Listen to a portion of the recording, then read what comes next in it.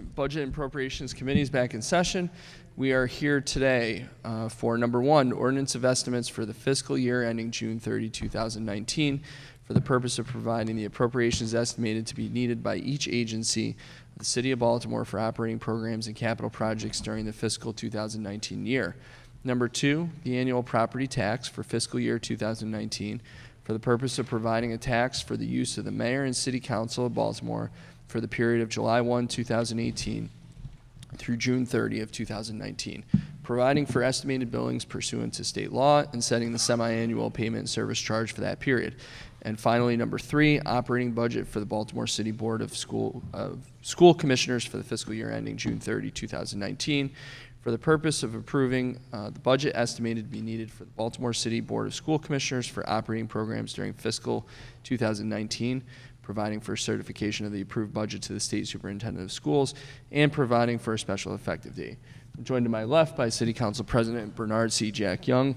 I'm joined to my right by Councilwoman Sharon Green Middleton of the 6th District, member of the committee and Vice President of the City Council, and also Councilman Z. Cohn from the 1st District. To my immediate right is Marguerite Curran, staff to the committee.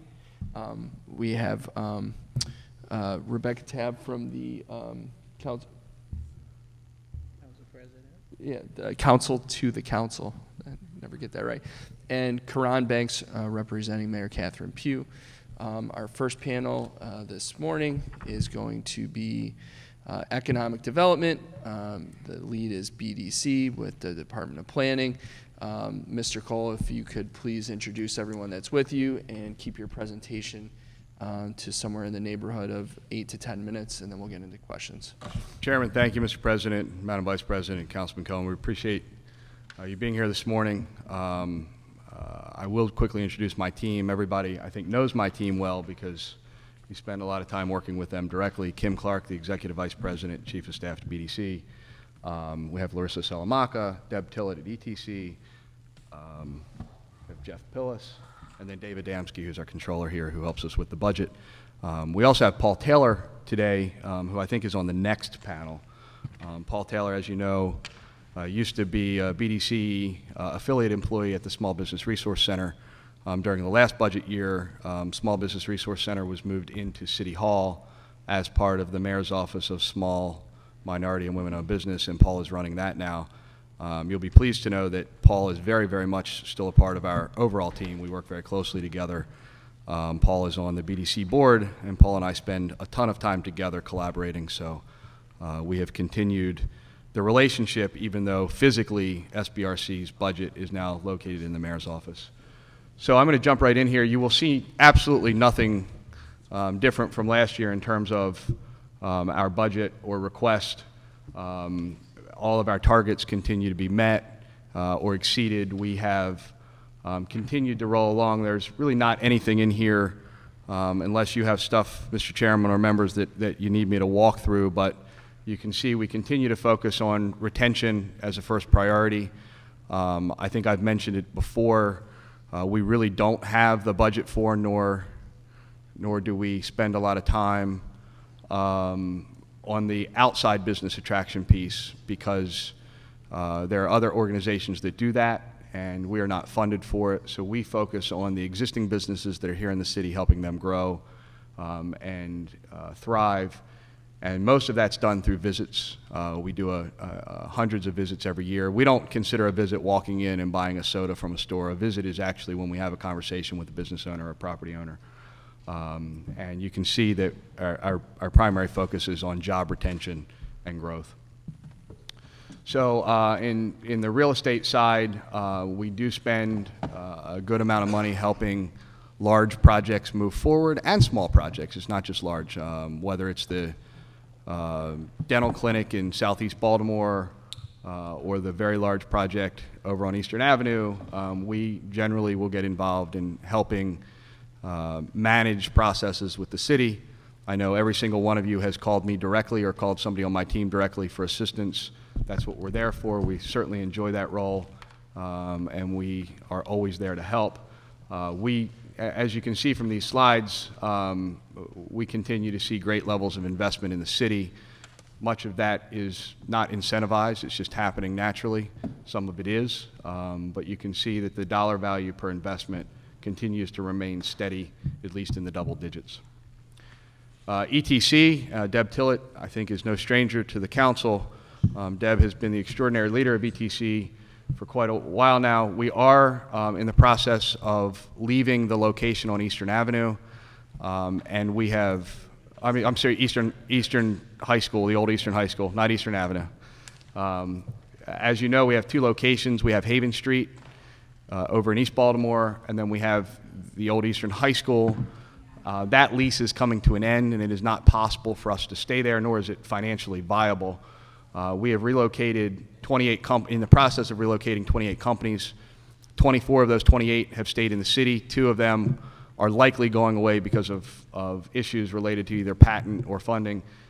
2 others have left the jurisdiction, but 24 of 28 are staying. Most of those are moving to other incubators or staying at ETC Haven Street.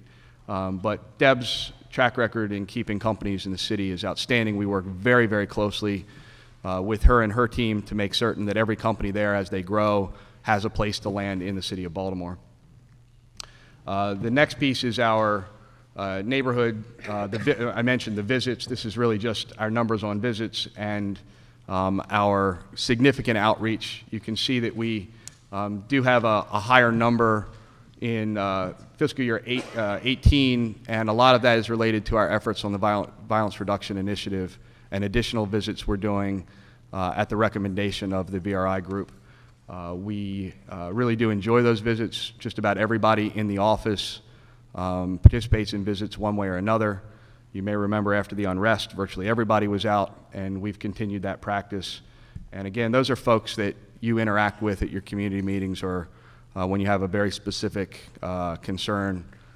We generally have a single person that will be your point of contact for that, and that seems to continue to work very well for us. The last piece is really no longer BDC, but it's still in our budget line.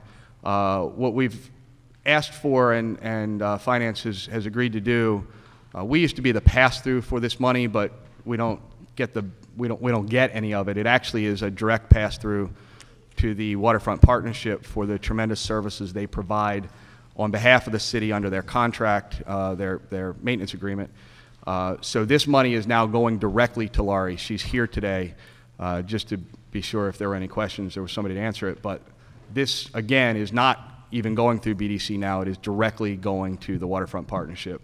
And again, it is a very, very, very small fraction of the commitment that the city has, the obligation the city has to continue to support that special benefits district around the harbor. As you know,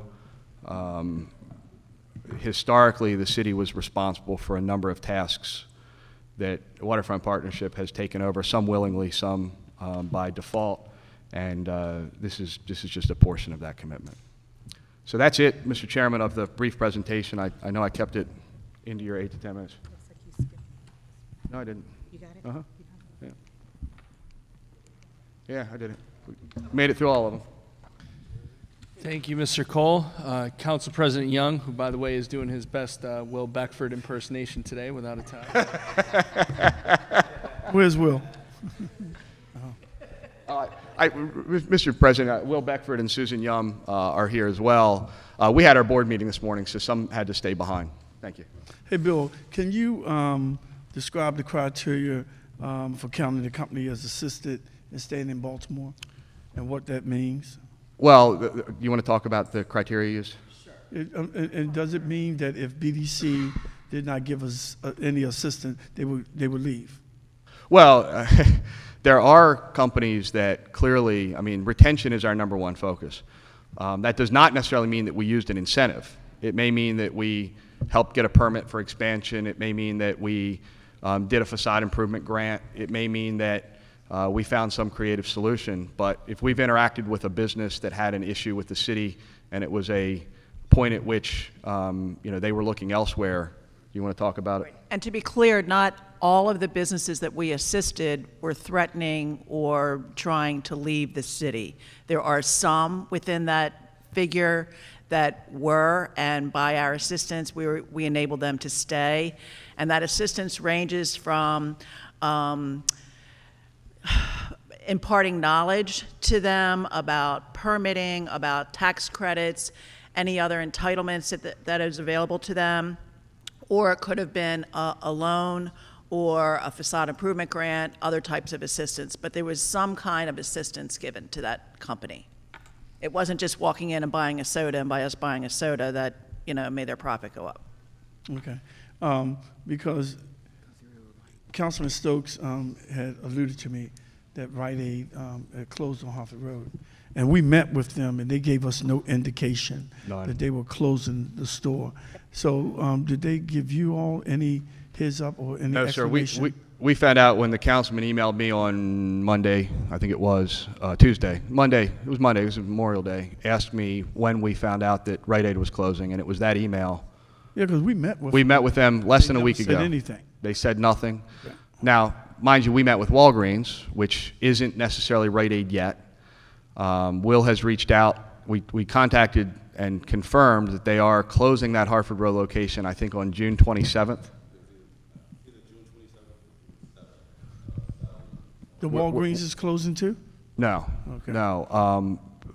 We don't have any indication that they've notified anybody, in fact, so we're checking that down. We've reached out to... Well, we're going to call them too. Rite Aid, yeah. They didn't... Obviously, we met with them, and they didn't say a word, so we're as shocked as anybody else. However... They were talking about expanding. Well, yeah, I was about to say, however, remember, Walgreens has acquired almost all of the Rite Aids in the state of Maryland, and they have to close that deal, I think they said, by the summer of 2019. And as part of that, they're evaluating which stores will stay open and close. If there's one right across the street from a Walgreens or near a Walgreens. Yeah, and that's not even, 3 blocks from the Walgreens. So that's probably what's at play here. But it is frustrating that you sat in the room, Mr. President. We had a conversation with them. They didn't mention they were planning. They said they would notify us if they were planning on closing any Baltimore stores. Right. Wow. Okay. Also like to recognize Councilman Brandon Scott from the 2nd District, member of the committee, and Councilman Isaac Yitzi Schleifer from the 5th District, member of the committee. Councilman Cohen. Mr. Chair, thank you, Billy. Question about the Markets Corporation.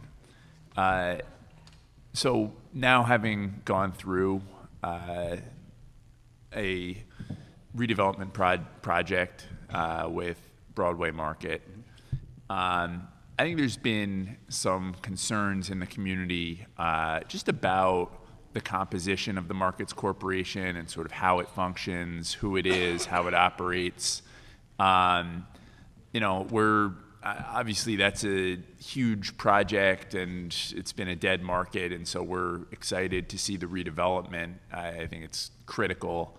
But I am concerned about the process by which we take public markets and either move them into private hands or lease them or whatever. I had a constituent that had an idea about having community members be on the Markets Corporation, and actually the community members that are in the impacted area, such as Fells Point in this case, sitting on that board and participating.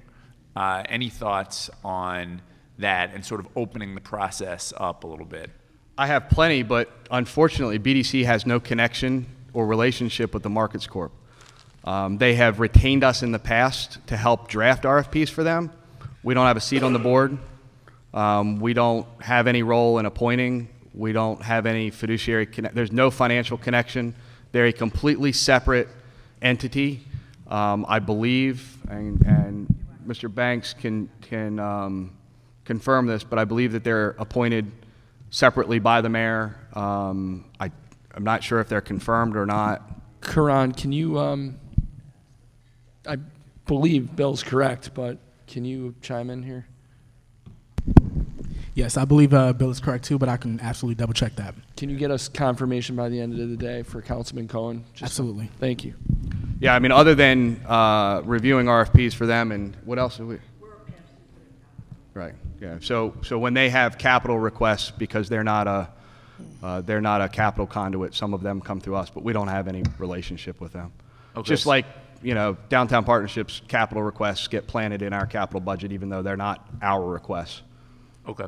So in terms of the market redevelopment, you all, BDC has not played a formal role? Okay. Nope. Okay. And then second question, to lift up something my colleague and I are passionate about, is apprenticeships and providing some pathways. You know, we talk a lot about promoting women-owned, minority-owned businesses. We talk about, you know, whether it's facade improvement grants, all the things that we're doing to improve the main streets corridors and the commercial corridors in our city.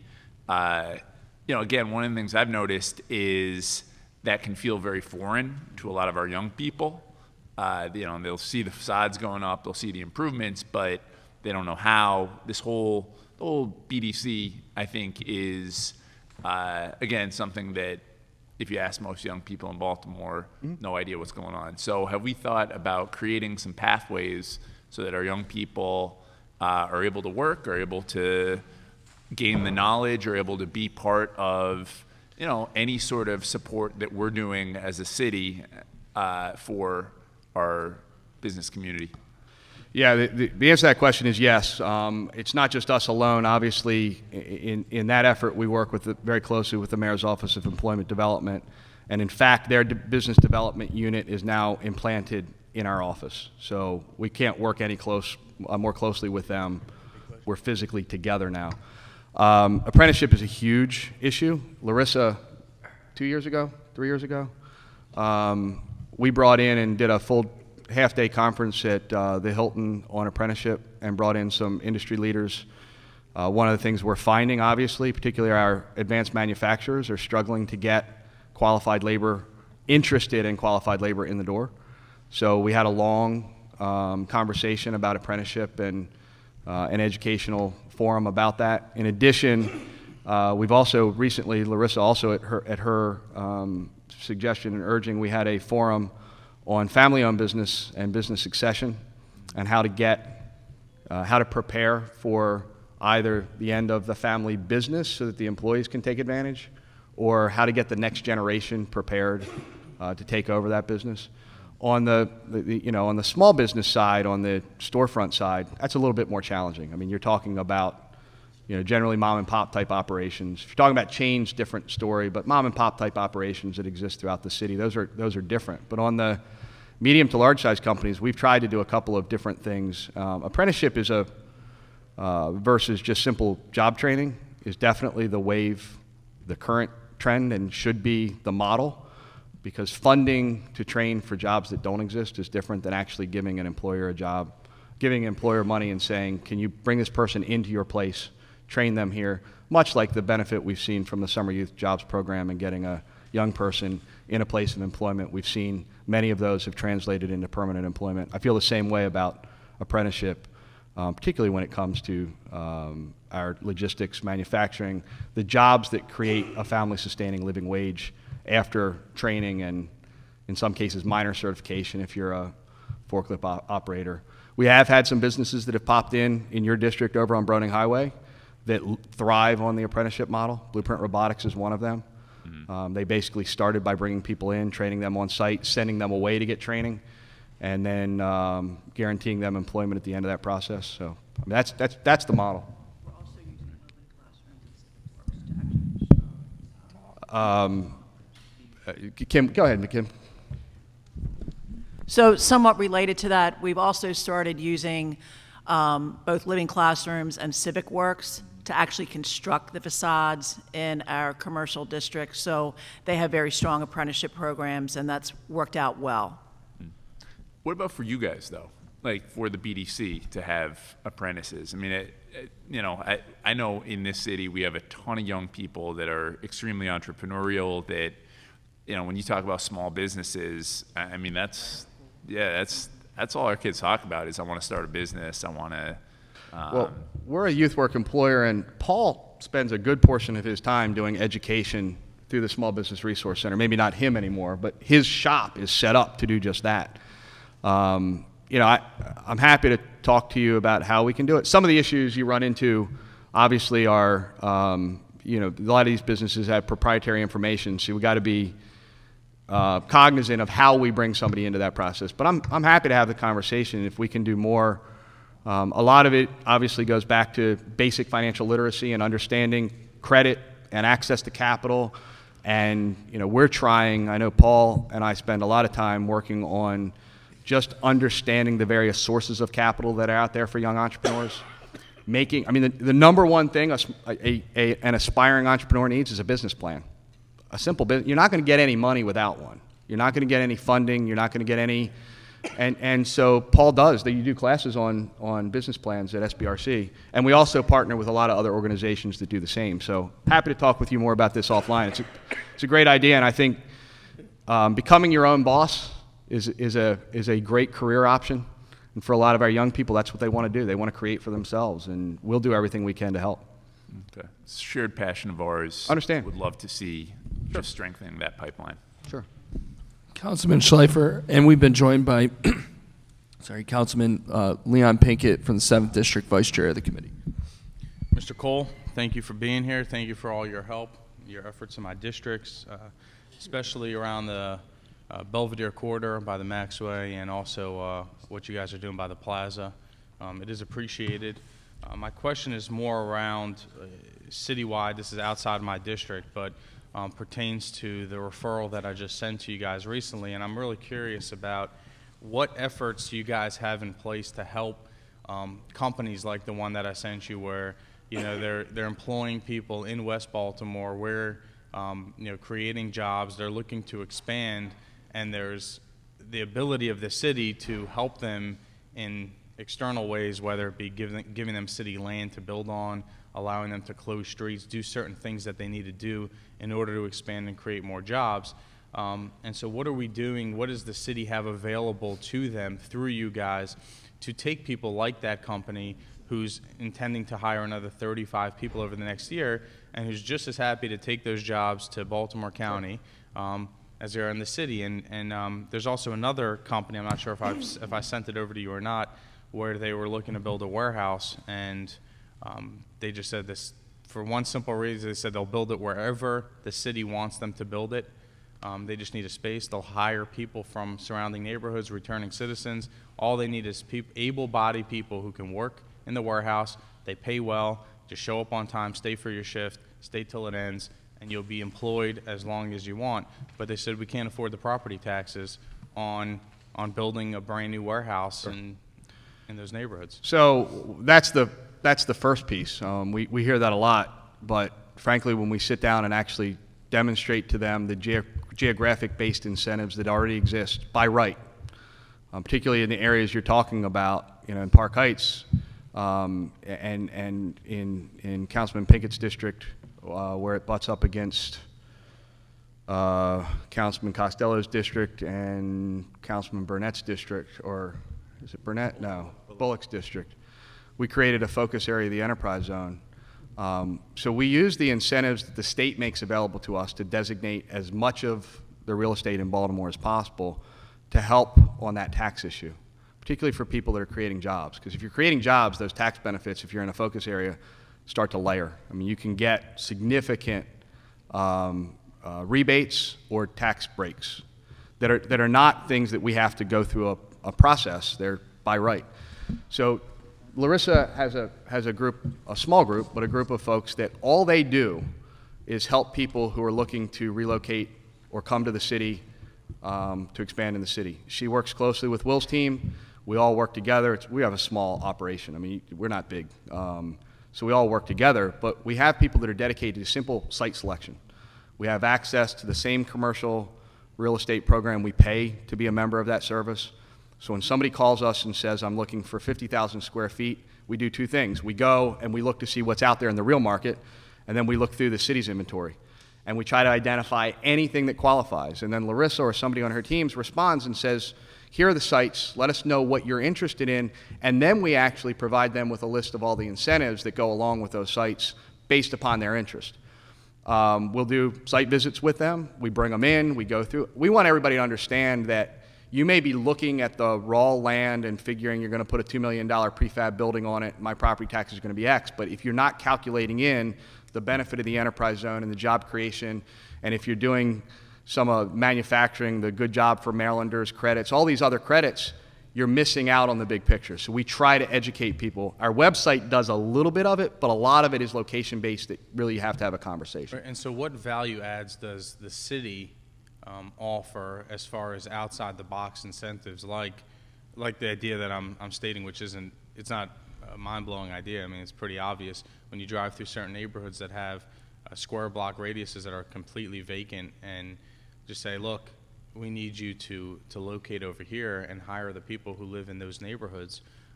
Are we giving away square blocks for industry to come in and build businesses and build things to employ people who live in those neighborhoods? Well, generally speaking, we don't give away property. I mean, it's ultimately a decision by the Board of Estimates, and the council president and the chair of that knows how they handle that process. If a business makes a very compelling case that the land value is the main inhibiting factor to relocating there, then that's something that should be part of the proposal. If it's city land, they're going to submit a proposal. You're going to go through an RFP. There's a chance that we would be involved. There's a chance we wouldn't be involved, depending upon what agency's assigned to it, whether or not, I mean, if it's Department of Real Estate and if it's the Comptroller's office, they may handle it one way.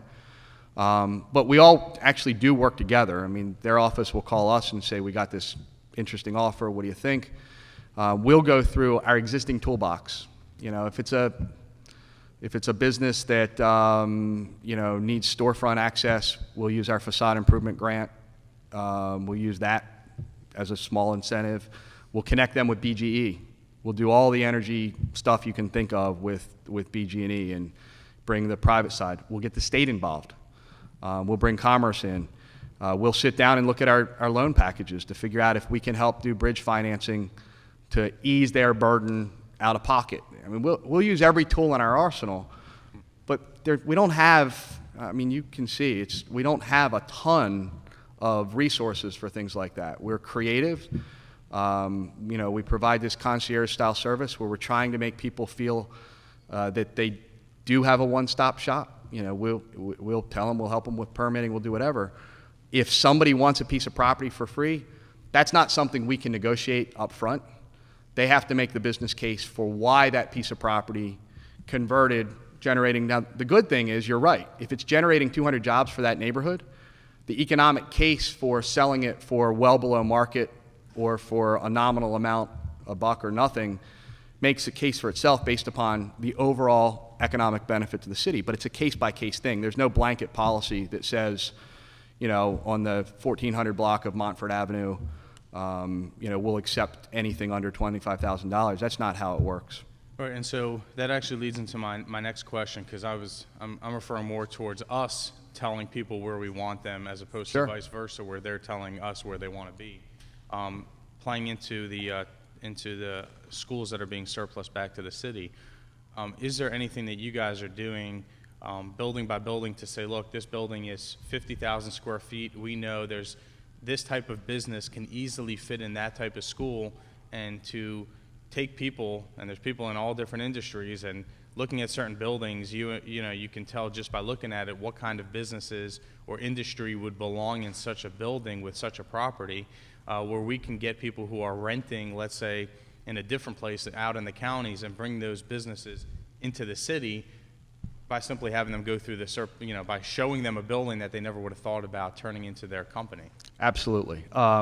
We just finished, at the request of the administration, a kind of a developer's charrette for 8 city schools, surplus schools that are already closed or about to be closed. We created a kind of a one-pager for every single one of them, and brought everybody into Humanum. We did a kind of a breakfast meet and greet where planning, BDC, was there anybody else? Planning and BDC? Housing. And housing. Staffed a table for each property. We put a call out to the development community in the region. We had, it was standing room only, And we went through, I actually moderated, we went through each school site, made certain everybody was understood how many square feet, what the community demographics were, what the facility itself offered, whether or not it was structurally sound or was a tear down or whatever. And then we had people sign up on a sheet if they had interest in that. And between the three, BDC, planning, and housing, we're doing site tours with those that are interested, with the goal of when the city is ready, and hopefully that will be when the buildings that are empty, they'll put those buildings out and everybody's teed up to respond. Or if somebody wants to be aggressive about it and do an unsolicited, then that process will be ready to go, because nobody will be surprised. We just finished that process. We did that in April for 8. Those were the 8 that the city sent us and said they were ready to be reviewed. Yeah, we did 2. We did 2 of those tours yesterday. So the response, frankly, was stunning. We had the people that you're talking about that are doing creative projects all around the city. It was for-profit developers, nonprofit developers, CDCs, you name it. Just to look, and it wasn't in one geographic area. These were 8 schools around the city, and obviously our concern, and I think it's shared globally, is that we don't want schools that are just sitting empty in the middle of neighborhoods, because that's just like a blighted property. We know that the city struggles to maintain vacant properties that we own. We know that we have a hard time keeping the grass mowed and keeping the windows secured and the buildings secured. We've seen what's happened. Look at the Paquin School up on Sinclair. I mean, that thing has been gutted because it was sitting empty and not being used, and vandals got in and they ripped out anything precious. We don't want that to happen, because these are community-based school sites. So are you including the council people per each district in this planning process and these tours? Well, planning did that in the surplus school process. Once these things get ready for RFP, the council members will be engaged again. I just ask, I mean, even when you guys are doing tours, it would be helpful if you at least let the council office know, see if they want to participate, because when you walk into a school building and you walk with a bunch of other people, all of a sudden neighbors see what's going on, and then when we show up to community meetings and they ask us what's going on and we say we don't know, they don't believe us that we actually don't know. So if you you don't tell us when you guys are coming to our districts and touring, and it's pretty obvious you guys stick out like a sore thumb when you're coming with people and they're taking notes. Councilman, point taken. Bill, can you make sure the councilman's updated? Thank you. I know which school too. All of them, I'm saying, in every district. Thank you. Got it. Thank you. Bill, before I go over to Councilman Scott, one question that's come up frequently throughout the hearings, and you're probably the best person to address this. There's been a number of questions around opportunity zones. Can you limit it to 2 minutes and just give us a brief overview of what's an opportunity zone? How does that work? Sure. Why is that important? I mean, the global answer right now is nobody really knows what the impact will be. It is a brand new program that was created in the federal tax code. EIC, Washington, D.C. based organization, EIC, created it on behalf of Congress. They have a great website. It's probably the website to go to because they created the program. It's I can send you all the links, eic.org, and then they've got a whole collaborative opportunity zone section. I've done a half dozen webinars, in-person meetings on opportunity zones. The designation exists. The state of Maryland had the ability to recommend up to 25% of its eligible census tracts, which are similar to the New Market tax credit eligible tracts. The city, the mayor sent to the governor a very strategic list of census tracts scattered throughout the city that were in areas where redevelopment is happening in neighborhoods, and that we thought additional redevelopment would be happening in the next 5 to 10 years, because that's really the window for these opportunity funds.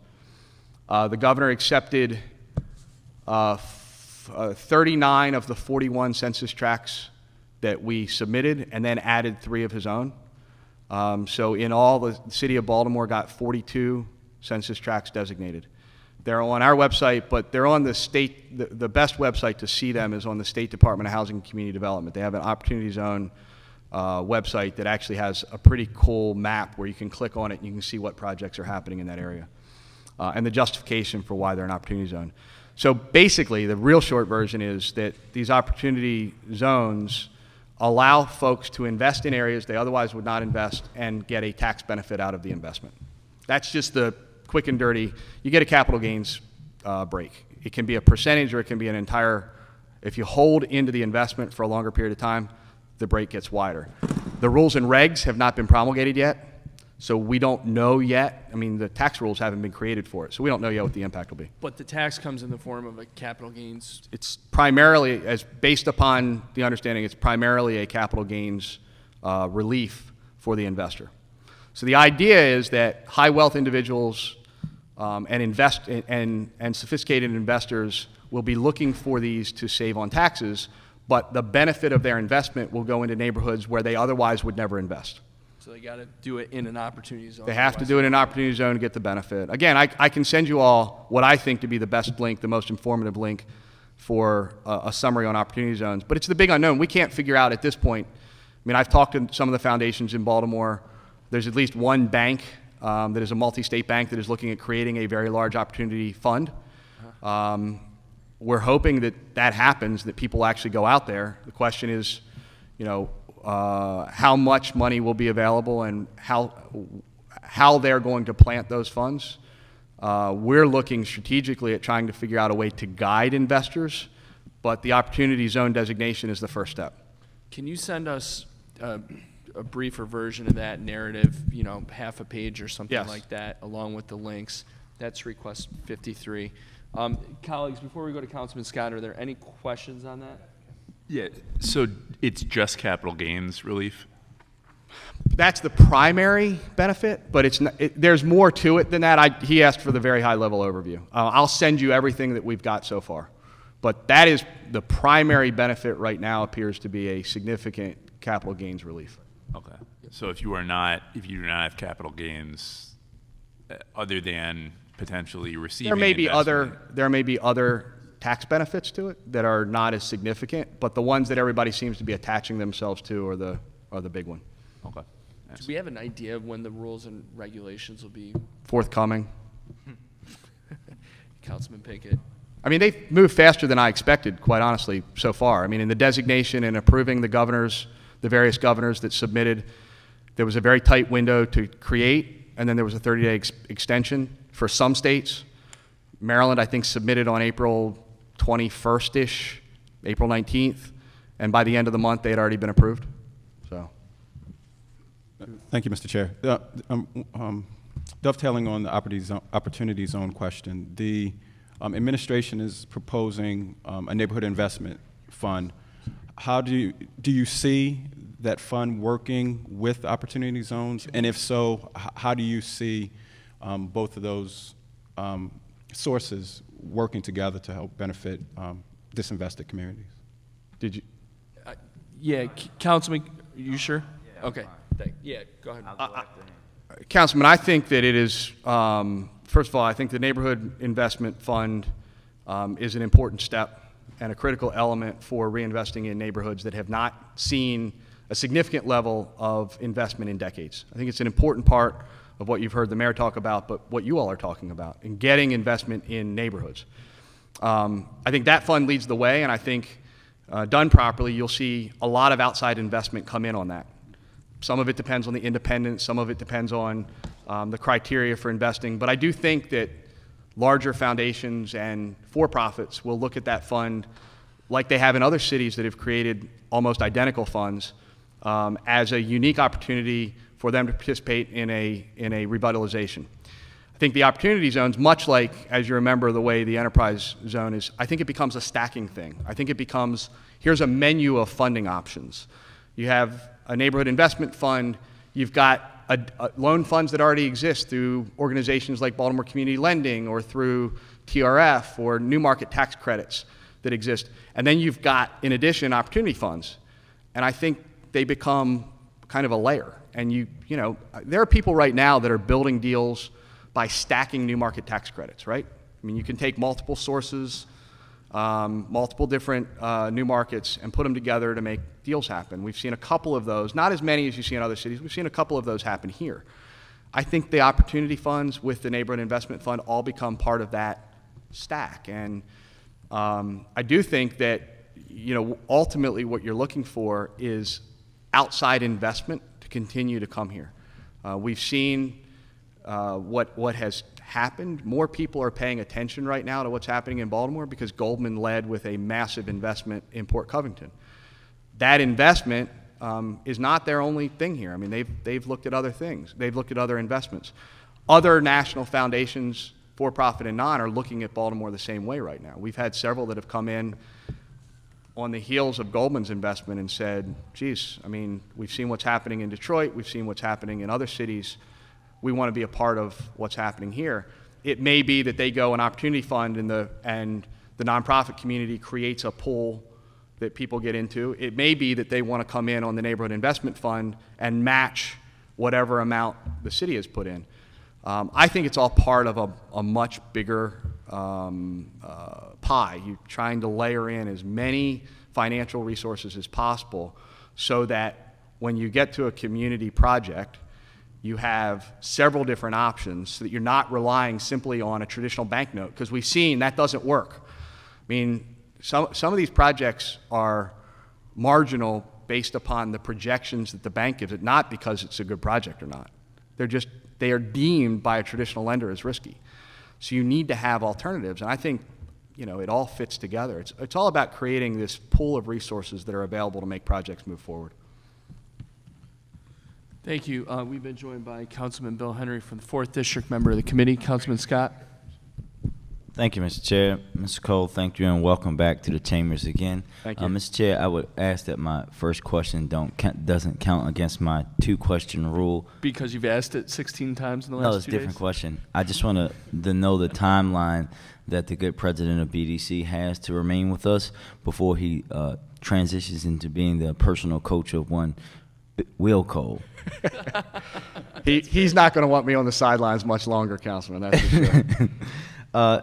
Can we talk about, think about the ETC for a second? You know, it's something that I think is great and something that Deb and them do a great job, and it's helped us revitalize that Haven Street corridor now with the brewery and the axe throwing that I'll definitely will be partaking in. Have we looked at doing similar things for other types of businesses, like little small hubs, for example, where I get my hair cut, and I know where the council president's wife and daughters get their hair done is actually in a place like that. It's a hub for salon and barbers. Have we thought about doing that for other types of businesses in the city? You know, maybe like food-related businesses like the food hub, but also other little small like clothing businesses. Have we thought about that? Absolutely. I mean, just think of some of the stuff that's either opening or has opened. If you think about OpenWorks, yes, project we participated in financially, they had a gap. We don't have the type of resources to be able to be the primary lender, but they had a gap, and Kim was very, very creative in trying to figure out how we can get around that project. But we were glad to participate. We were by no means the biggest investor in that project, but we were an investor nonetheless. The city, when I say we, I'm talking about the city. BDC by no means is doing any of this stuff on its own. We are doing it on behalf of the city. But that project has launched a lot of really cool companies coming out of there. You know, they're going to release their annual report soon, next couple of months, and you'll see the number of jobs they've created through that makerspace. Union Collaborative is about to open in the Mill. That's a food maker, very cool thing. First of all, Union did not have to stay in Baltimore. In fact, you could easily argue it would have been cheaper for them to go elsewhere. But they're committed here. They love the city. They've grown up here. They want to grow, and quickly. So they bought that building on the right-hand side heading out 83 that you can see under significant construction. And they're creating building. Union Collaborative. What? It used to be Sears. Yes, it used to be Sears outlet, right? Sears parts outlet or whatever it was. But Union's a great opportunity. I think they're creating 8 smaller spaces in there. Another project, they had a gap, came to us. You know, we worked with Commerce. We figured it out. We helped them get to the finish line. That thing will be opening very shortly.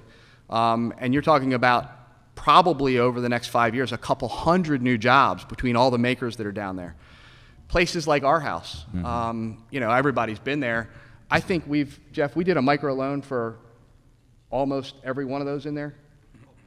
Yeah, so just about every one of those small businesses in there, because they were going into their first space, needed a little bit of help. It might have been a $20,000 loan. Those are the things we loved. We love doing that because those small businesses will hire and grow faster than attracting any Big business. No knock against the fact that we landed Morgan Stanley's back office. It's a huge deal for Baltimore. But we get really excited about helping the Union Craft and the Our House and the Our House and the Open Works and the, all those types of things, because it really does create neighborhood-based jobs quickly. And anything, if you have ideas about that, I mean, I'm all ears. I would love to find more ways to use our limited resources to help create jobs that are neighborhood-based, that will add value to the community, and that will grow jobs that do not necessarily require any type of advanced degree. Yeah, I think that we definitely had to figure it out, because I think if we could do more to do those kind of things, especially in some of the areas that you guys were just talking about, I think it will have a great impact. Because just seeing again the impact that the ETC has had on that neighborhood and the great things that are coming from it has been tremendous. Councilman, you'll remember, and Kim talks about this all the time. Kim talks about it all the time. People thought initially that Haven Street location was crazy. Nobody will go there. It's the frontier. I mean, look at the transformation, and it's in no small part because ETC was the anchor tenant in that building, and the next thing you know, it started with that one. He's moved next door, across the street. I mean, that whole corridor is transformed, and the 50, 70, 90, 100 companies that have come through that space from ETC many of them have looked in that area. And you got Old Line Spirits that have popped in over. I mean, it's yeah. And we have the expansion of Lower Baltimore and Pompano, all in the same area. Councilman, can I just? She's got a quick add-on. I'd just like to chime in on that subject, so we're not lost. But Langston Hughes Business and Resource Center in Park seems to be doing things like that without really the help of the city. And I guess if there was someone that could kind of connect to give a little more organization. There's coding going on in there. There's a barber in there teaching skills. George is doing good stuff over there. Yes, yeah. And it's if there is a way that you can, someone from your office can just connect to make sure things are going, properly and following code and that kind of stuff, just to give some extra help, not to hurt or criticize, because you're right. No, he's done a great job, and certainly his enthusiasm for the community is second to none. So yes, if there could be more Georges like that, absolutely, Baltimore would be moving forward much faster. That there's a lot of amazing things happening over there. So we have a tremendous amount of momentum in that community. Even created their own library. Yep. Councilman Scott. Thank you. And Ms. Cole, again, also I would like to thank you and especially Will for your efforts in us trying to revitalize the Bel Air Road corridor. I know that we were very close to something very big, and even though that space is now being renovated into a better space, not what we all wanted, but just wanted for the record to state that you guys are helping and trying to help us attract more folks and keep more folks there to revitalize corridors beyond downtown. Well, next question, to go back to Councilman Cohen's point earlier, try to take that out a little further. Have you guys ever had the opportunity or thought about, because this is something that I've been talking about a lot lately and what's taking up most of my time these days, trying to mirror the companies that are moving here to Baltimore, these folks that are operating these factories but are also opening these large locations, working with BCPS to see if we can align the education, especially in our CTE schools here in the city, with the jobs from the companies that are moving here, so that when our young people are leaving high school, if they choose not to go to college, or even if they do, that they can also work and go directly there. And if you guys are getting pushback from anyone, how can the council help you? Because that's how we're going to. We know that we need those kind of jobs in the city. The average age of a plumber, for example, in the state of Maryland is 61 years old, right? So we have to start to mirror those things together. Couldn't agree with you more. I know it's a big issue for Jason. He really has that side of the shop, but we couldn't agree more. I know that particularly with the 21st century schools that are opening, finding a curriculum for those schools that matches the needs of the community is an important part of it. All I can say is I agree with you. We certainly hear from businesses that will contact us and say, we want to do a program in this school because we're in the neighborhood and we're doing this unique thing, and we'd like for those students to be aware of the careers that come out. I know Larissa's got a whole career worth of dealing with CTE with the city schools, and I can't remember the gentleman who just left. Michael Thomas. Yeah, he was great. I mean, he really did work closely with us and with MOED.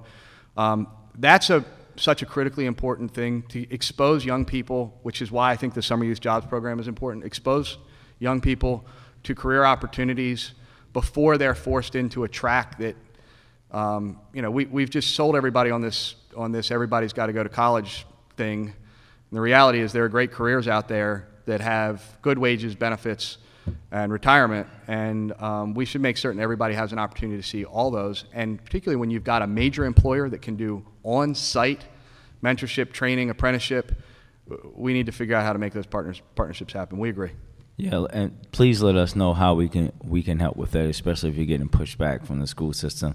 I always tell the story that my first year in college, when I was accruing $3,000 in debt, one of my best friends was making $30,000 as an auto mechanic because he graduated from Mervo, was able to have a certification. Yeah. Last question, so that the chair is not disappointed in me not asking you the same question that I ask every other agency head. Is there currently someone on staff at BDC that works solely around equity? Yes, we actually have a position that we've interviewed for, something that we actually created a year ago. Christina Williams was in that position for us. She left to become the executive director of Charles Village Main Street, Community Benefits District, I'm sorry. But Paul and I, with Christina and Julie Day, who's retired, have been part of a year-long fellowship on equitable economic development with ULI, National League of Cities, the Rose Center, and Policy Link. And one of the very first things we did was we transitioned Christina's position into an equity-based role, and it's something that even though she left, we're committed to hiring. It's an critically important part of what we do. Appreciate your advocacy on that, and agree that it needs to be a focus for every agency. I know Paul and I are both committed to making certain that whoever we hire continues to work very closely in this area. Thank you. 2 for 16, Mr. Chair. Thank you. Bill, I had one quick other question. We've spent some time talking about this, the whole concept of a harbor master and what that functionality would do. Do you think there's opportunity to have that position in place? Where do you think that function belongs in city government, and why do you think there's opportunity there? What benefit does it bring? Councilman, I don't remember all the history. I know that it was at DOT for a long time. Laurie, is there an active harbor master right now? Yeah. Ours never really was a true harbor master. Right. So, yes, I think there's an opportunity there. I know that over the years it has been studied. I know that there's been a thought of outsourcing that role or hire. So the problem is I don't know that I'm not aware of anybody having done the economic analysis of what having a full-time position would net if it were year-round, because it is a somewhat seasonal harbor in terms of the number of boats that are coming in. It's a 4 to 6 month thing as opposed to, there are boats coming year-round, but I think we could have to talk about it. I do believe that there's a missed opportunity there overall, and something that could be addressed. And there's probably a creative solution that doesn't necessarily mean hiring somebody. There's probably an organization. Laurie's organization might be able to take on that role if they were appropriately compensated for such. It's just permit money that we could be collecting. Laurie, can you come up for a second? Thanks. Is the harbor master and the dock master the same thing? Bill, is harbor master and dock master the same thing? I don't know. No. Two different things. Accuse the mic. Yeah, thanks. A harbor master actually works from the water side, is in a boat, works from the water side. Our dock master just walks along the docks collecting whatever fees they decide to collect. Oh. the Annapolis Harbor Master actually manages the water side of the Annapolis Harbor. Okay. So I mean, is that something Waterfront Partnership would be willing to take on? We would If take a look properly at it. There compensated? has been a major issue with operation of the water side, and we obviously have an investment just in making sure the whole harbor operates well. So we'd be willing to work with others to evaluate that and consider taking on. More revenue, Joanna, right? More revenue is good. Which agency would be most appropriate to house that? Is that DOT, in your guys' estimation? I think there's a difficulty in determining that because DOT obviously has major roads and highways and bridges, and their focus is more on the land side. There isn't any, and we've talked about it, all of us over the years, there isn't one agency that you could say it belongs to or should belong to. But DOT needs to be part of the conversation since it currently is housed there. Bill? I mean, I think the problem is without, it's a great question. I think we'd have to talk about it. It's clear that it's a function that needs to exist. I don't know where it belongs, but I think that Laurie is certainly part of the solution. Thanks a lot, guys. Yeah, I think we're going to look at putting in a resolution to hold a hearing on this. But before we do that, we'll have some conversations with the mayor's office, BDC, DOT, Waterfront Partnership, and any other agencies you guys think we should talk with. Laurie, are you still connected with the Sustainability Commission in office? We work collaboratively with them because of our Healthy Harbor Initiative and our commitment to sustainability. Thanks. All right, we're done. We'll start up in 30 seconds. We got next panel. I didn't get it. No, we're not done. Councilman Pinkett. Thank you, Mr. Chair. All right, come on, bro. So I just had a couple questions. I know the city just recently attended ICSC, and so much talk leading into going to that conference was about Mondawmin because of its impact throughout the city, not just my district. Can you give us an update on what were our efforts like at ICSC? What's the potential for filling the space that Target once had at Mondawmin? We had, I would say, a number of very, very, very productive conversations, including with General Growth, that does not own the Target site but owns the mall, as you know. I think it's important that everybody understand that Target owns that piece of property and the parking lot. You know it. You have a unique knowledge of it, but want to make sure the council understood. We met with Target as well and made it clear to them that we wanted them to move that property expeditiously, but also to a buyer that will do what is in the community's best interest and not a store or a use that would have a detrimental effect to the mall and to the surrounding community. We also pointed out, Councilman, to every retailer we met with out there, what's happening in that community in terms of new density. Yeah. Because a lot of the retailers that have looked at that site have not taken into account the hundreds of new units that are popping in, and also the mixed-use potential that still exists over there. Mm-hmm. It is a transit-oriented development site. Yeah. It sits right on the subway line. There are more than a dozen bus connections that come through there. It's as transit-oriented development and ready as anything you'd get. So we made it clear that they needed to take a different approach. And we did have a very, very productive meeting with General Growth and went through probably a half dozen options that they had in mind. Ultimately, acquiring the site back from Target is going to be a goal, but also a challenge. Mm-hmm. We met with, and we can go through these with you offline, we met with a number of other uses too. I mean, one of the things that's been talked about is the possibility of entertainment at Mondawmin, not necessarily at that site, but entertainment uses at Mondawmin. I mean, it is kind of crazy that there's really no entertainment venue there. So I would say that it was very productive. We had really good dialogue with everybody we pitched that site to. We've encouraged people to come in tour it, introduce them to you, let them see it. I mean, you know, the mayor obviously is from that neighborhood as well, and showed people how close she lived and how this was personally very important. And that's impactful. I mean, when you're sitting there with a national retailer and their senior vice president or whatever the high-level person is, and the mayor says, you understand, that was my target. Right. It has an impact. So we're hopeful. We're following up with everybody we met with already.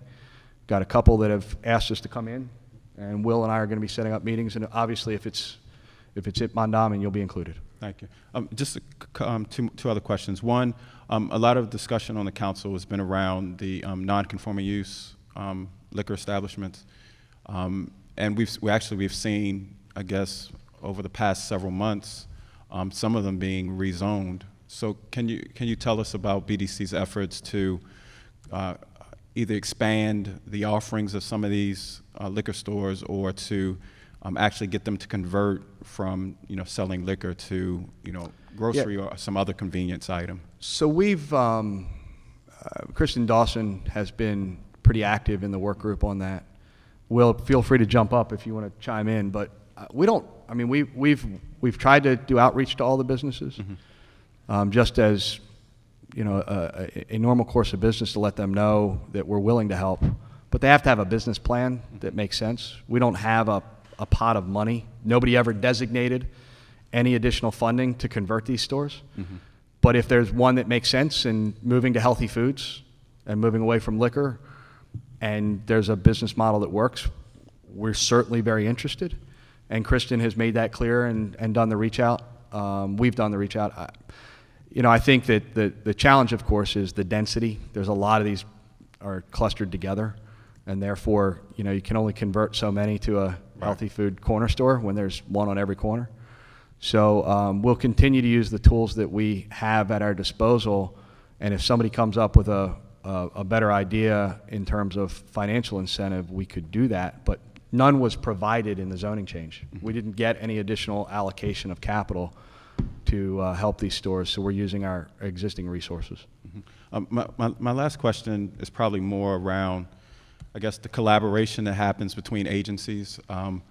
Anybody who's listened to me has heard my displeasure with the most recent MTA plan for North Avenue, $27 million, essentially for a 5-mile stretch, and the lack of involvement the DOT had in really giving us a robust plan for North Avenue, which I believe is the most critical corridor to the future of the city right now, and we've got to elevate North Avenue. And so what we continue to hear from the community is the lack of other investments to go along with that infrastructure investment. So not only, $27 million isn't enough, but it's definitely not enough if you're not investing in housing, if you're not investing in a commercial, you're not investing in other infrastructure. Can you talk about BDC's efforts along North Avenue, and then how open is DOT when they make those types of investments to really including housing and BDC, so that we really have a plan for stretches and corridors like that? Yeah, I think first of all, we have a very, very, very close relationship with Mr. Braverman's new shop.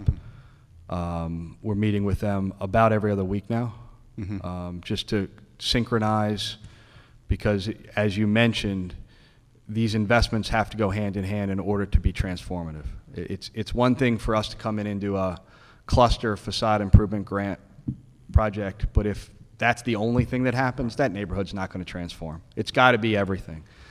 So the mayor, and you've probably heard Chief Hammond talk about the whole concept of these priority neighborhoods and where investment is really being targeted and aggregated, so that we're not doing just these one-off things. It's going out and paving a street or going out and doing facade improvement grants in and of itself is great, but doesn't move the needle significantly. So basing it off a community plan, we just had Pastor Hickman present his East Baltimore concept, which does, when you think about it, fits in on that end of North Avenue. It's critical. Yes. So what he's doing is one piece. So you have to actually go along Madison Park North on your end. It's critical. mean, that piece, but it has to be, you have to tie all of them together so that you don't have 3 blocks that are, you know, you're not riding through Station North and you go, wow, this is amazing, and then you go down and you've got nothing but vacant houses. But there's now thoughtful dialogue that is going on, and it is actually neighborhood by neighborhood to determine who's going to take the lead. Some of this stuff, as you remember, when we did the links, Yes. that was one of the goals. Unfortunately, the capital funding didn't follow for some of these projects, or follow fast enough.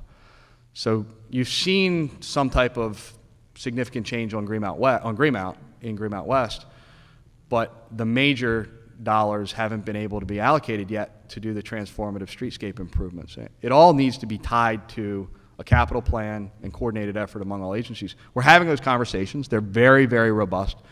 You know, it has to be strategic because you don't have enough resources to do the same thing. But North Avenue is such an incredibly important corridor. I agree with you. It needs to be multimodal in terms of, you know, obviously there's bus traffic, but do we really need 3 lanes in some of these neighborhoods? I mean, is that too much? Is it too fast? If you're going to create street level retail, you know, you need some on-street parking or you need to reduce it. If you really want to connect more directly, if you really want to connect Bolton Hill to Reservoir Hill, you can't walk across 8 lanes of traffic, 3 travel lanes and a turn lane. Those are all conversations that are happening. And if I can interject, part of the reason I brought it up with BDC is that I don't expect it to happen from transportation. It's just not going to happen. And even with Commissioner Braverman's vision, housing might not be the place to lead. And so if it's going to happen, it's probably going to happen through BDC, because you have the ability to bring everyone together and still not be so bureaucratic, to not have vision and be creative about how we can all work together. So that's part of the reason. Thank you. And without that leadership, we're going to keep having these one-offs and patting ourselves on the back like we did something great, but really not doing anything that's transformative. We agree. Thanks. Thank you. Thank you, Councilman. We're now going to transition to our next panel, which is small and disadvantaged businesses. We have MOMWOBD, Mayor's Office of Minority and Women-Owned Business Development. We need a different acronym for that. And then we have BDC will be staying with us. The Department of Law's Minority and Women's Business Opportunity Office.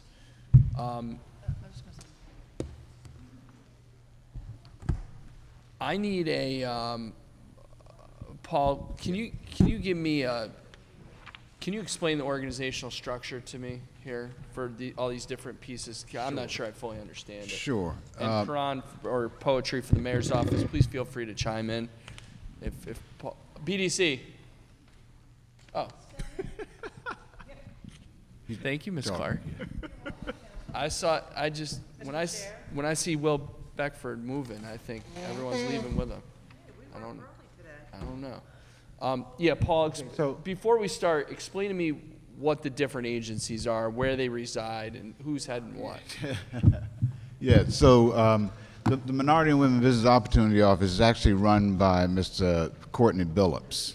Okay. Here, Minority and Women's Business Opportunity Office, and that resides within the Law Department. Law Department. And who do you answer to, or who you report to, sir?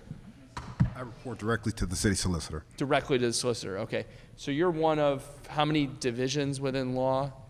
Oh, I'm not sure exactly how many divisions are on the law department. I think they're so Chairman, 10 to so 12. actually in the agency detail book. Yep, for law. Yeah, if we look at the law org chart. You in volume 1 or 2? I am in volume 1, starting on page 341. Okay.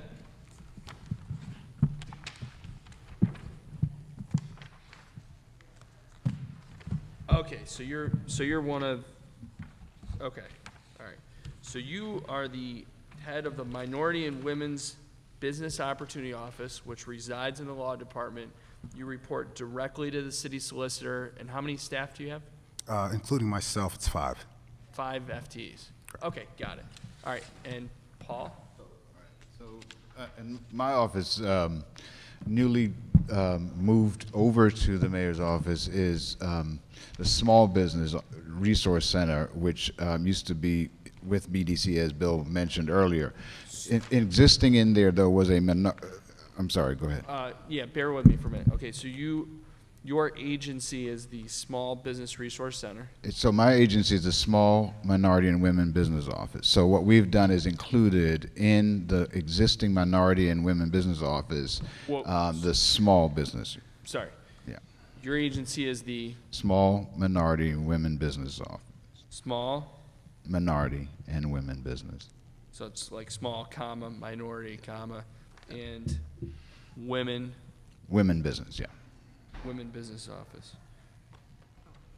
Okay, so you are the head of the Small Minority and Women Business Office. That's correct. And that office resides within the mayor's office? Within City Hall, right, in the mayor's office. Okay. Right. And who do you report to? I report to actually Jim Smith. You report to Jim, okay. And this is a mayoralty-related budget item? Yes. Carolyn, where does he exist in the budget book? 380, volume 2. Oh, volume two? 1. No, mayor's volume 2, I think. Okay. Volume 1, page 380. I'm sorry, no. page 388. Mayoralty related is volume 2. Am I crazy? My mind? Okay, 381. 388. Oh. No, that's probably volume 1. Which Mira, which line item? Or can you grab a mic or? Volume 1, page 388. Okay. And then, okay, line item 35. Minority, women-owned, and small business development. Right. Okay. And how many staff do you have? Including the Small Business Resource Center, because those FTEs were moved over. So we have Hang on 1 second. Can someone close that? Yep. Thank you. Okay. You know? Yeah, so let me just, I want to just make sure I clarify what's included in that Wait, so service. you have, so you run the Small Minority and Women Business Office. That's right. And then within that you have? So I have 9 FTEs, 9 full-time. Including you? Yes. Okay. And then within that is something called the Small Business Resource Center? So, yes, so there are 3 items in there. One is the mayor's office, which had the minority business office. There's also the Small Business Resource Center, and then Main Streets is also included. Okay, hang on. What was the first one again? The mayor's office of small and minority business, minority business, which existed prior. Mayor's office of minority and women business. Sorry. Mayor's office of minority and women's business, which is an existing organization. That's the one I made the joke about at the beginning. The acronym. MBU, right? Yes. Well, no, MBU. This office. It's different. So it gets very confusing. Okay, yeah. so let's start back from the top. Right. You run the Small Minority and Women Business Office, That's which right. is mayoralty related. Yes. Within that, there are 3, let's call them divisions. Yes. One of which is the Mayor's Office of Minority and Women Business. Of Minority and Women Business, one of which is the Small Business Center. Resource Center, yes. And the Small other, Business Resource Center. Yes, and the other. And then one of which is Main Street. Yes. Okay. And then Senator Rodwell Jones manages the Main Street office. Runs the Main Street division. Yes. And then who heads up the Small Business Resource Center? So I still run that along with the mayor's office, minority business office. So and then there's the mayor's office of minority and women-owned business development. Is that different? That's the same. So that's the same office that existed before. We just kind of renamed it, took out the business development side of it. So that acronym has since changed. Yes. So it's the minority. Small minority. SMWBO. Yes. When did this change? That when I came over, so that was last July. Okay. That change was made. Okay. Before we go any further, can you explain The difference. why there are two of you? Okay. In terms of organizations? Okay. So what Courtney's office does is it manages all the certification, right? So the certification, and that by charter has to be run by a law department. Okay. So certification and setting goals on all of the city contracts. Got it. So that's what Courtney's office does. So they manage the certification, the database of certified companies. They also set the goals on all, and also provide the investigation if needed for contract violations as it comes up. So that's what his office primarily does. So my office acts more as an advocate for small business, for minority business throughout government, providing them with some assistance in navigating city processes. We also do direct management, technical assistance management through the Small Business Resource Center, providing the classes that Bill talked about earlier. So you guys work very closely together. Very closely together. And the only limitation as to why you are not one is because of the charter? The charter, and there's a sort of a different function, because so in the compliance function, you want somebody who can sort of have a hammer. We're more trying to help people navigate through the city process. Too much bureaucracy for me. Was this something that was reviewed during the charter commission as something that could be consolidated? Mr. Chair, not sure, but we can find out if it was a part of the charter. Thanks. I mean, what I'm hearing is that Courtney's function is part of the charter. Yours is not, because it's mayorality related, right? It's at the. I'm sorry. Courtney's function is mandated by the charter. Courtney's function. Yours is not, because you're mayorality related. So a new mayor could say, we have a different goal. This is no longer important or a priority. Theoretically, no mayor would do that. But so what I'm asking is, why aren't the functions just combined in one shop? It seems like you guys do some redundant stuff, right? Like you do some of the same stuff? Well, no, in fact, we don't. Essentially, my office is charged with implementing Article 5, Subtitle 28, which is the city code provision that provides for the office and the MBWB program. As Paul said, my office essentially certifies eligible MBE and WBEs, which is critical to our process. And then we do goal setting on contracts on a contract by contract basis, and we also oversee minority and women's business utilization for private development. And then the last portion is compliance and enforcement of Article 5, Subtitle 28. There had been discussions with respect to combining the offices. Some jurisdictions do have combined office, some do have separate offices. I think, and it's my personal opinion, it is probably prudent for my office to be separate from Mr. Taylor's office, for the simple fact that he provides outreach, advocacy. My office is solely, our sole real role is compliance with the law. So it's hard on one hand for me to say, we're gonna do this, we're gonna do that, but at the same time, my ultimate responsibility is to make sure the city agencies, our prime contracts, and our MB are compliant with the law. Got it, that makes sense. Bill, can you give a 30 to 60 second explanation of your role in all of this? Just as I'm trying to piece this together. Sure, I mean, just if I may, the separation is very necessary. I work with both of these gentlemen. When we're working on a project and there's an MBE or WBE compliance number, I work with Courtney on the compliance piece, and he will meet with the developer, property owner, whatever it is, to make certain that they're complying with the law. Paul does not do the compliance piece, nor does he have the tools necessary to do the compliance piece, not personally, but his organization. I got to pause to interrupt you. Sorry. Councilman Schleifer's got to leave in 7 minutes. He's going to ask a quick question, and then I just want to get back to the organizational structure and how all this pieces together. Yes, thank you. I have a meeting across the street, so I got to run over there. But I just wanted to ask you, because I've seen a few different answers on this, so I kind of just want to get the official answer. If you can define On these regulations, first, what's considered small, like small business, how that's defined, and then also how is minority defined, and where do we go off of? Because in researching and speaking to people, there's multiple different definitions. So what do we as a city go off of on small and minority? So I get the women piece. Yeah, That part's right. clear, but the other two is not so clear. So for minority business is typically the ownership structure has a 51% owner.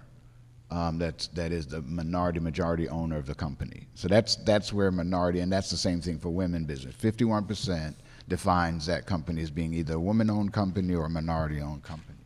And they have to be an operator of the business. They can't just be. Yes. Okay. Yes, and that's one of the criteria that Courtney's office uses to determine who is and who is not a minority-owned company. So that's a quick definition. On the small business side, that's been a very interesting thing. So one of the functional things that I do, we used to look at businesses that are less than 35 people, employees. Used to be defined as a small business. Now, in some instances, however, if you look at the SBA's definition, in some industries, 300 people are what is still considered a small business. But for the functional definition that I use, because we used to differentiate who Bill will see or who will come to my office, we look at 35 or less employees. Okay. And so, who's considered a minority? And where do we get that definition from? Is that a city thing? Is it a state thing? So federal thing? There's actually a disparity study that's done and you can talk about that. Sure. Just addressing the issue of size standards, the Board of Estimates has approved size standards. Baltimore City has its own size standards for businesses. It's generally the last 3 years of aggregated annual revenue. There are a few categories such as manufacturing where we use the number of employees. I think it's 125 is the number of employees. But for the most part, it is the last 3 years of gross receipts for business, and if they exceed the size standards. I think for heavy construction, it's about $40 million. Architecture and engineering, those type of professional services, about $20 million. But we have a list of size standards for eligible firms. In terms of minority status, we certify African American owned business, Latino owned businesses, Native American businesses, and Asian owned businesses. Those are the only categories we certify as minority, and obviously female owned business. And not only do they have the 51% ownership, but they also have to have operational managerial control that's not restricted either by formal restriction, i.e. an agreement, bylaws, or any informal restrictions. They have to own, operate, and have total managerial control and decision-making for the business in order to be certified. Okay, so if you could send us the that size chart that you're referring to, because again, it's still not so clear, so I guess seeing the chart would clarify that. And these standards, are these city standards, state standards, federal standards? What do they go These are city standards. They were proposed, I believe, in 2010. We've got a disparity study. All cities are required to do disparity studies every 5 years to review to basically have a factual basis to have a race-conscious program. Our study is scheduled to be completed in 2019. I'm currently working on an RFP for that. After that, we'll take a look at the size standards and see if they're still appropriate. But they were developed specifically for Baltimore City, who do not use the SBA size standards, which the state uses. But the city has its own size standards. But again, I think that will be reviewed again probably in 2020 once the disparity study is completed. I don't necessarily anticipate any change in size standards, but that's going to be the process. But I will forward you the existing size standards. So is that another thing you can send us, just what those standards are, what the classifications are, how that? Yes. Okay, thank you.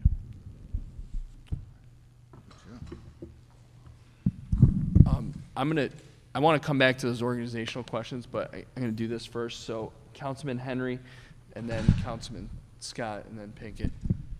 Thank you. Good morning. Good morning. Actually, I think this question is more for Courtney. It's a current certification requirement question. Over the years, I've been occasionally asked about / complained to about the fact that when young minority entrepreneurs are starting out, someone inevitably suggests to them that they get and be certified so that they can be eligible for city contracts. And then they go and this is what I was curious, is whether this has changed yet. Part of the certification process is providing 3 years of records for the business. Is that no longer a requirement? That's never been a requirement. That's never been a requirement. The only requirement with respect to the business is, well, it's several requirements, but the business has to be in operation for 12 months before applying for certification. Okay. That's different than the Maryland Department of Transportation. The city code requires that you be in operation for 12 months prior to applying for certification. So we ask in the certification process for your prior to federal business tax returns. If you don't have business tax returns the prior 2 years, we ask you to require your prior to federal tax returns. Prior to federal tax returns for the individual, not Correct, for the... correct, if you don't have business tax returns. Okay, so it's not you require back years of tax records for the business, it's for the individual. No.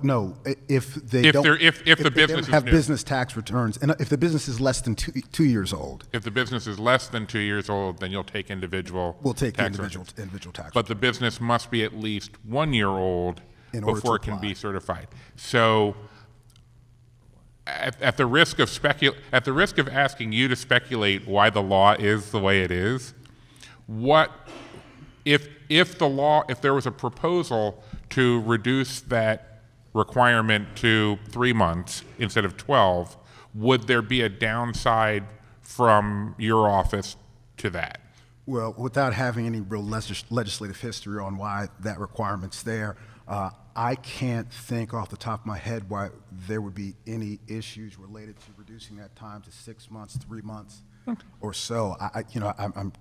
I've always been curious as to why that provision has been put in the code. I'm sure there was some thought as to doing it. I have speculation that's been shared with me that I'd be happy to share with you offline because it's not laudable. But it's, what I wanted to check is that there was no substantive policy reason that you could think of to continue that practice. Not necessarily, but I would say this. Public procurement is different than the private sector. Sure. The administrative burden, the administrative overhead, the paperwork, the reporting requirements, it's significantly different. I mean, obviously, your water and sewer contractors don't do private work. Almost all their business is in the public sector. So you really, you have folks that are public contractors, and then you have business folks. For instance, you've got a lot of business, most of the businesses in Baltimore City that are minority are not certified. Retail stores really don't need to be certified. Right. We don't procure those goods and services, so it's really targeted to folks who provide services to the public sector. And that requires some upfront investment, additional administrative overhead. And so that being said, in order for folks to do business with the city, I mean, it suggests if you've never done any business anywhere, that you're going to get into the public sector, which again requires a different model in terms of your administration overhead. That's the only thing that I could surmise as to why you have that requirement in the law, and that is probably sound. Somebody who starts a business, tomorrow and says, I want to go ahead and start bidding on public sector contracts, I don't know if that's necessarily in the best interest of the city, but at the same time, I can't say it's not. If you're supplying goods and services as a distributor and you decide to become a manufacturer's rep and you're just providing goods, commodities, I don't necessarily see any reason why you couldn't begin to supply commodities to the city. So I personally and professionally don't necessarily see any major downside to looking at reducing that requirement. Okay, thank you. I would respectfully disagree slightly, only because I think it's a risk management issue for the city. If the city were to contract with very newly formed companies who have no real track record or no experience, and that's what we would open the floodgates to. I think it would be we'd have a problem, especially with our fiduciary responsibility to be good conservators of the city's funding, the taxpayers' funding. So I think having some way of analyzing whether a company has the ability to perform the service that they're contracted to do is one way to do it. A year in gives you some indication of whether they will or will not. But I'm sorry, but as Courtney pointed out, yeah. if the business you're trying to engage in is one that's going to be largely, if not entirely, related to doing public sector work, right. It's really hard to do 12 months of work with some other government somewhere else to get qualified. I mean, how do you keep your business alive for 12 months until you can apply for certification under that model? And I will share one of the some of the speculation that was shared with me is that when you have established MBE contractors, eventually they reach the point where some of the people who work for them want to go off and start their own businesses. Right. These are people who have experience doing this work, but they're now poised to be competitors to existing MBE entities. And so from the perspective of the existing MBE entities, making new ones wait a year before they can be competitors is a positive that isn't necessarily conducive to growing our total base of MBE businesses. Right. Well, I mean, I also want to point out that the MBE contracting program is really a subcontracting goal setting. Sure. So it's not really, it's not the all in all for a small business. It really is for us to set goals on those contracts and be inclusive. I think the biggest challenge is how do you manage the risk of companies who are newly formed, who now don't have the wherewithal to manage the whole process. I mean, their ability to get working capital, for instance, which is a critical part of whether they're going to be able to do the job or not. Lenders are going to be reluctant to lend a newly formed company working capital unless they have some way to collateralize it. And you've just articulated several of the barriers to entry for the market. My concern is that for either arbitrary or unhelpful reasons, we are creating an additional barrier to market. So I will say to you that so there's a group of us in procurement and Courtney and others who are actually working on that same issue right now, in looking at ways to engage smaller companies where they don't have to compete in the same landscape that other large companies do, and it's a way of really sort of getting more engagement from those small companies. So it's contracts that are under $50,000. It's contracts that we think they could act as the prime on and give them an opportunity to grow their companies at the same time. Mr. Chair, what we'll do is we'll continue this conversation offline and see whether or not we can find maybe a tiered system. Yep. Sounds like a great idea. We're looking at it right now. Thank you. Thank you. Can we go back to this organizational thing, Bill? Can you finish telling me 30 to 60 seconds your role in all this? I completely understand the separation, so I'm good on that. Okay, so when I'm working on a major project on behalf of the city, I deal with Courtney because he's going to help on the MBE, WBE compliance. Whether there's an MOU or whether it's the strict city law, Courtney's the guy I work with there. When I am trying to help a small business, particularly one that very clearly needs a microloan or some type of incentive and they don't have a financial plan or a business plan, I go to Paul. Paul will set them with a counselor or do it himself. He'll work them through it, make certain that our investment in that business is not unwise or is not going to actually put them further under. We get a lot of people that come to us. Paul and I do deal with this all week long. People who come to us with really great ideas that sound good but have absolutely no marketable plan. You can't make money on the idea. It's a great idea. So we make certain, because the money we're using, ultimately, the primary source of loan money is city capital. It's been converted over the years. You don't want to waste that. It's a precious and finite resource. So Paul also does on the small, first of all, he does hundreds, if not thousands of in-classroom, through SBRC, in-classroom clinics a year. Where he's educating people on how to do business in the city, not necessarily how to do business with the city, but how to do business in the city, how to get certified, how to find loans. Paul is also out there shopping loans for other people, not just me. So if we're not a good fit, if the city loan source isn't a good fit, he's got 5, 6, 7, 8, 9 others. So we work very, very closely together with Paul and his team because minority and women-owned business make up 93%, 98% in Baltimore? 98% today. So 98% of all the businesses in the city of Baltimore are designated either minority or women, or could be qualified. Doesn't mean they've gone through certification, but are MBE or WBE. So it's a very important component. Wow. Okay. Now, is there any other agencies that are missing from this discussion? No. Moed and Jason don't have a. Okay. We all. I mean, they do when I encounter a business or Paul encounters a business that needs to grow, whether it's minority or not. The first thing we do is we contact Jason about helping fund additional positions for training and things like that. Okay. But they're not. I wouldn't consider them to be a primary resource in that. That's somebody we would engage. You're dealing with an MOU. You're only dealing with whether there's an MBE or WBE requirement. You're not dealing with the composition of that entity. Right. And okay, that's correct. All right, I got it. And I'm just going to ask it again. So there's no other and then poetry. There's no other agencies that should be involved in this discussion, right? Everyone's on this. No. Okay. Not that I can think of. Poetry. Mr. Chairman, I just wanted to clarify that for Courtney's aspect, that he is the legal arm of the minority women businesses to ensure that we are compliant with state and federal laws.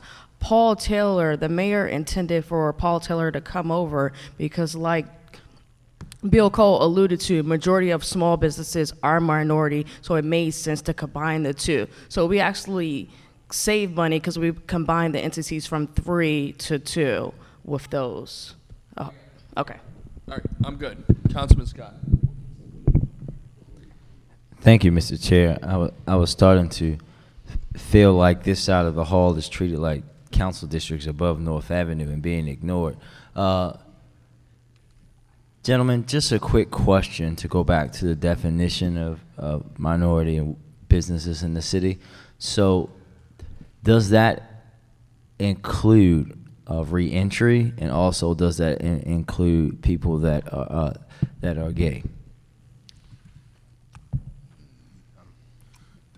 In a nutshell, these types of subcontracting programs are essentially to redress historical discrimination in public contracting. It is only confined to documented historical discrimination in the city of Baltimore's public contracting.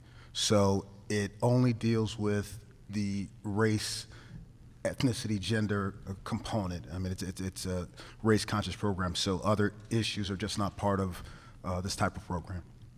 Thank you for that, sir. And the follow-up question to that is, have we considered, and maybe this is a question for the administration, have we also considered, in addition to our MBE goals for contracts and projects that are happening in the city, adding in, or do we even another entity like you guys to add in goals around returning citizens being included in projects? Have we considered having those types of goals? I don't know if we've considered it, but however, I do work with a number of organizations, including our own MOCJ, and looking at opportunities for returning citizens to do skill development, and also in many cases, because they're unable to go out and get a regular job for whatever barriers are in front of them, trying to figure out ways for them to get small businesses developed so that they have essentially a roadmap to help them get started as a small business. So we're looking at funding sources for them. We're looking at where there may be business opportunities for those small businesses also. So we are actively working on those items now. Mr. Chair, if we can add a request to the number, if we could have these gentlemen in BDC get back to us on the feasibility, and if there are other cities that actually have returning citizen requirements into their minority business or into their contracting for projects in the city. I think knowing that it's a big issue for us and also for the mayor, looking at how we can actually put some numbers to that and some mandates to that, I think that would be beneficial to the city. You good, Marguerite? Yes, sir. Councilman, you good? Pinkett. Thank you, Mr. Chair. My first question is related to the MBE, WBE goals. Yesterday we had Department of Public Works in front of us, and I mentioned two particular projects which I think are about $200 million each, one with the Druid Reservoir and the other with the Ashburton. And asked Director Chow about our goals, and he stated that the MBE goal for at least, well, I think for both projects was 27%. But then when he looked at his numbers to find out I guess the actual submission or proposal from the prime on that particular job, it reflected 20%. So how do we, and my issue with it is that, somebody goes, okay, well, 20% is still good, but 7% reflects millions of dollars that could have gone to an MBE that didn't. And so my first question is, who's making certain that, monies that are going to these significant projects, hundreds of millions of dollars, that, when you look at DPW's capital, investments, who's making certain that we are doing everything possible to reach the highest percentage that we can reach? If 27% is the goal, 20% is not enough. Well, so, let me, for clarification, I believe on both those projects, the goals were 18% and 16%. So it was actually 34%, and you're correct. I think on one of those projects, the goals that were submitted were 20%. But let me be clear, those projects are federally funded. The state sets the goals on those contracts. So when you see 18 and 16, that's a blanket state goal. My office does not set goals on those contracts, and they tend to be the large contracts. And the city can't fund, those major projects. Those are federal. So the Maryland Department of Environment sets the goals for those projects, and part of my shop runs a little bit different. I've got the full support of the mayor. I've been pleased to have the full support of the city council and the agencies in terms of being very aggressive in terms of goal setting, in terms of compliance. The state follows the federal guidelines with respect to good faith efforts. And I'm not going to say the bar is low, but it certainly is lower than the bar we have for the city of Baltimore. I'm trying to be generous. You don't have to in front of us. Respectful, but the fact of the matter is, if they demonstrate good faith efforts and they check the boxes, and particularly these large contracts, these large national prime contractors, they've been doing this for years. They understand what they need to do to meet the requirements. And if they make the minimum requirements for good faith efforts, they have to accept the goals that are submitted. And so in those projects, if the goals are combined 34% and they come in at 20 and submit a package of all the emails they sent to MBEs and WBEs, the fact that they called these folks, they filled out the appropriate forms, the appropriate waiver forms, even the Maryland Department of Environment per federal law can't do anything about it. If they've done that, they have to accept the bids as submitted. The city of Baltimore, if you don't come in, I can't recall maybe once or twice in the 3 years that I've been here that anybody submitted a waiver request at the time of bid. I think we make it very, very clear. If we've set goals on a contract, we've made an analysis of the marketplace and the availability that these are the appropriate goals. Now, if during that contract the scope of work changes, the availability changes, we certainly have to by law consider a waiver request. But when we establish goals, if you don't bid with those goals and that appropriate utilization, you'll be deemed non-compliant and that bid will be non-responsive. That's just not the case with the state-funded contract, because they have to follow the federal law, which is documented good faith efforts is good enough. So we don't have, are we saying that we don't have any power or any influence in either changing the way that it's been done historically or making certain that as best possible the aspirations of the city as it relates to those goals are achieved in these major, and I know you've heard it from me before, but projects like this can change a community overnight. I mean, we could literally, we talk about unemployment in, for example, Sandtown, Winchester, Penn North. I mean, you literally could change that community overnight by having 200 guys have a job, and it's going to be for at least 5 or 6 years. I mean, well, again, with this consent decree work, this is going to be the lion's share of city work for the next 20 years, infrastructure redevelopment. And for instance, areas like water and sewer, historically, we've not had a lot of minority businesses in that particular area. It's very capital intensive. But again, our biggest projects are going to be consent decree related, are going to be water and sewer infrastructure related. And you're absolutely right. These are things that they don't happen every year. These are major projects that happen every 30 years, 50 years, 100 years. And if you don't capture those dollars now, when do you capture them? You capture them 2 generations from now. Right. So I think Director Trowell's been very, very good with respect to this. And the bottom line, too, is he has a wonderful relationship with the state government and these agencies. And the fact of the matter is, the city of Baltimore, North Department of Public Works, is going to turn down that kind of money. And I think part of accepting those funds is we have to accept, what their policies and regulations are. But I would suggest this, when this issue first came up, I believe it was Ashburn, what I suggested is, I certainly think the city council, the mayor, and our legislative delegation should have the conversation with Governor Hogan, as well as the Maryland Department of Environment, and suggest that, again, as you said, a perfect example. So our annual goals are 27% MBE and 10% WBE. Well, those are aspirational goals for the year. We set goals on contract by contract basis.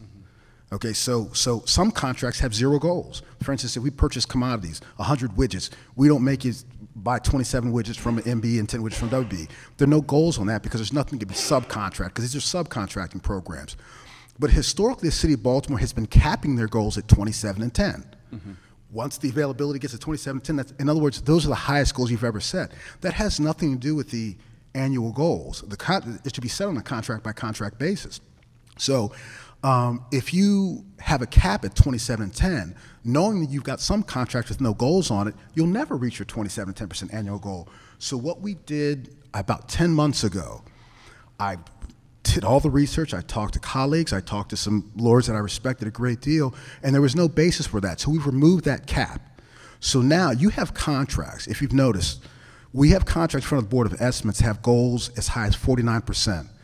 DGS construction contracts are routinely now 37 and 12, 36 and 13. Now, when you think about the difference, even if you had a cap at 37% is an outstanding goal for a construction project. We've got the availability to do more than that just because of our marketplace. So when you talk about an additional 12% subcontracting goals, we'll see what the numbers look like in fiscal year 18, but you're talking about an additional tens of millions of dollars that went to MBEs as a result of that didn't happen for no reason, no legal basis for it. Just we capped it 27 and 10. And doing it, again, when you start talking about an additional 10, 15% on a contract that's $20 million, $30 million, that's real dollars. So that's been a huge change. And again, I'm very excited about fiscal 18 numbers. I think you've seen a percent uptick in our utilization in the 3 years that I've been here.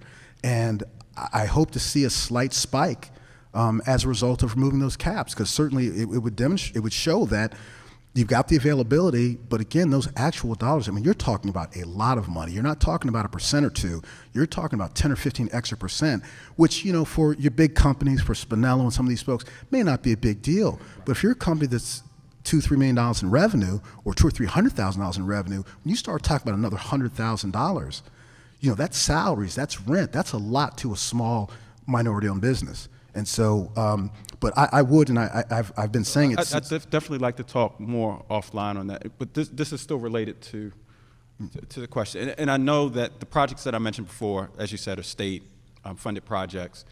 But if it was our influence is limited. But if it was a city-owned, if it was a city-funded project, and during the course of the project, the bid came in for a MBE to do a portion of the work.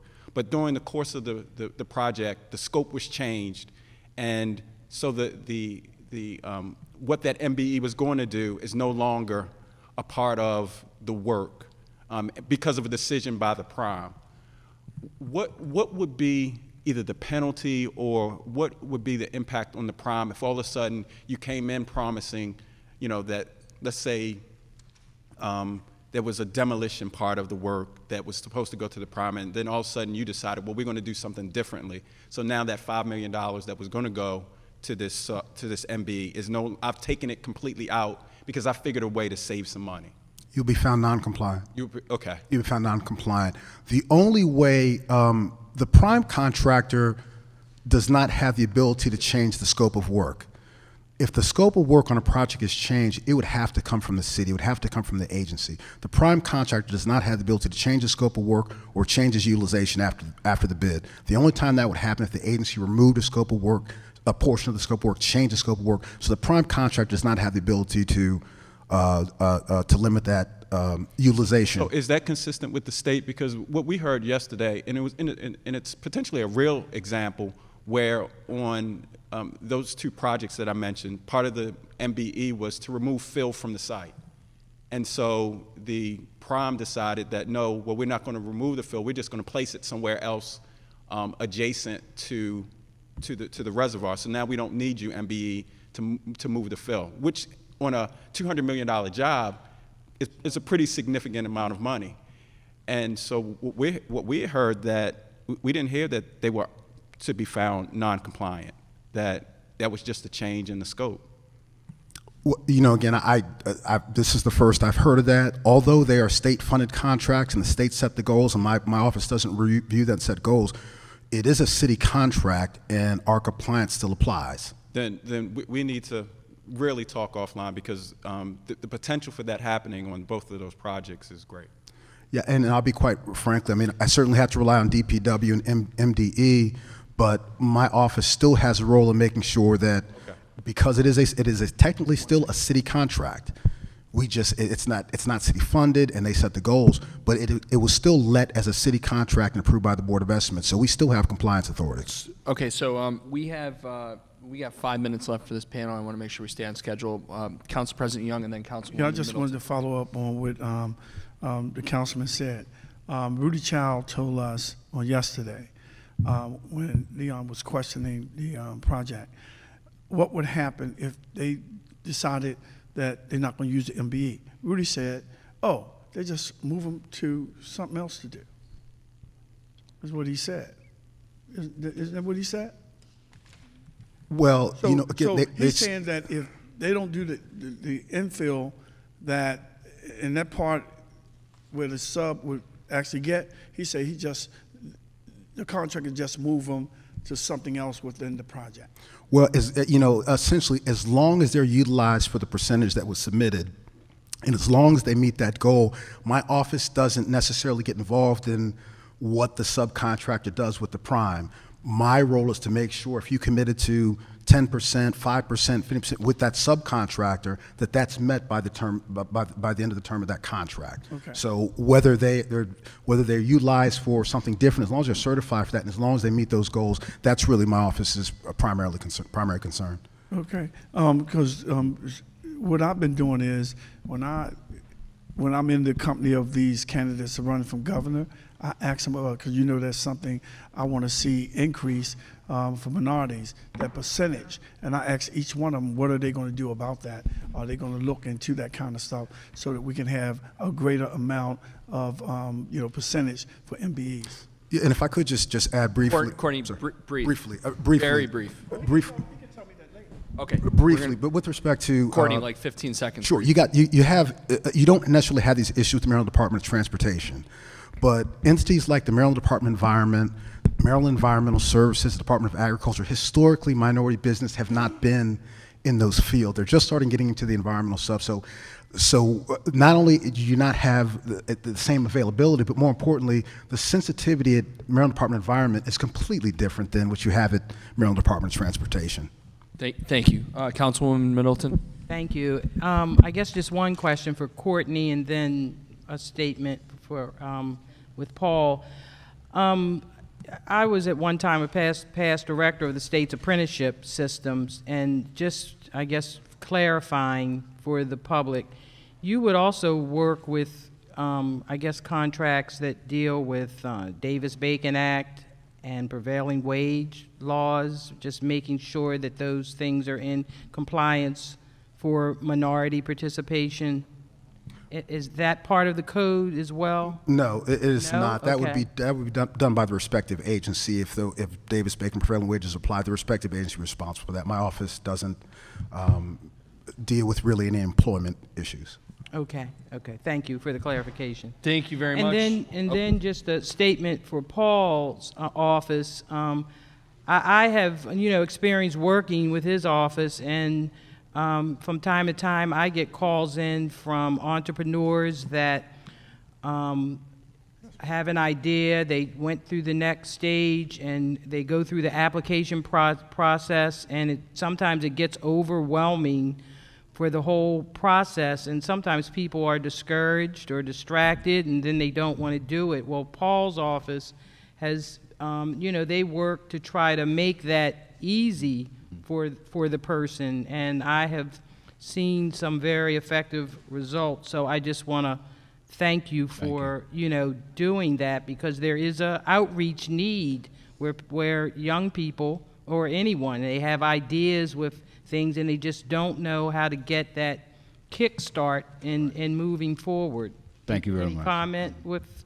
No, some I added- did, Paul, brief, very please. briefly, we have resources that we've made not only available to them in the Small Business Resource Center, but now online, so people can have a resource that they can find this information. I just want to make sure that people also know that Baltimore SourceLink is a very good tool to navigate city services also. And then in my committee that I chair, Taxation, Finance, Economic Development, we have a bill that, in fact, sponsor of the bill right here, Councilman Stokes has put in, and it's the bill. We're still open because we're going to have a working session, but part of that was because of the late payment the late payments and for subcontracting, and when those people came in to testify, it just happened to have been all women, minority, and African American subcontractors. Right. So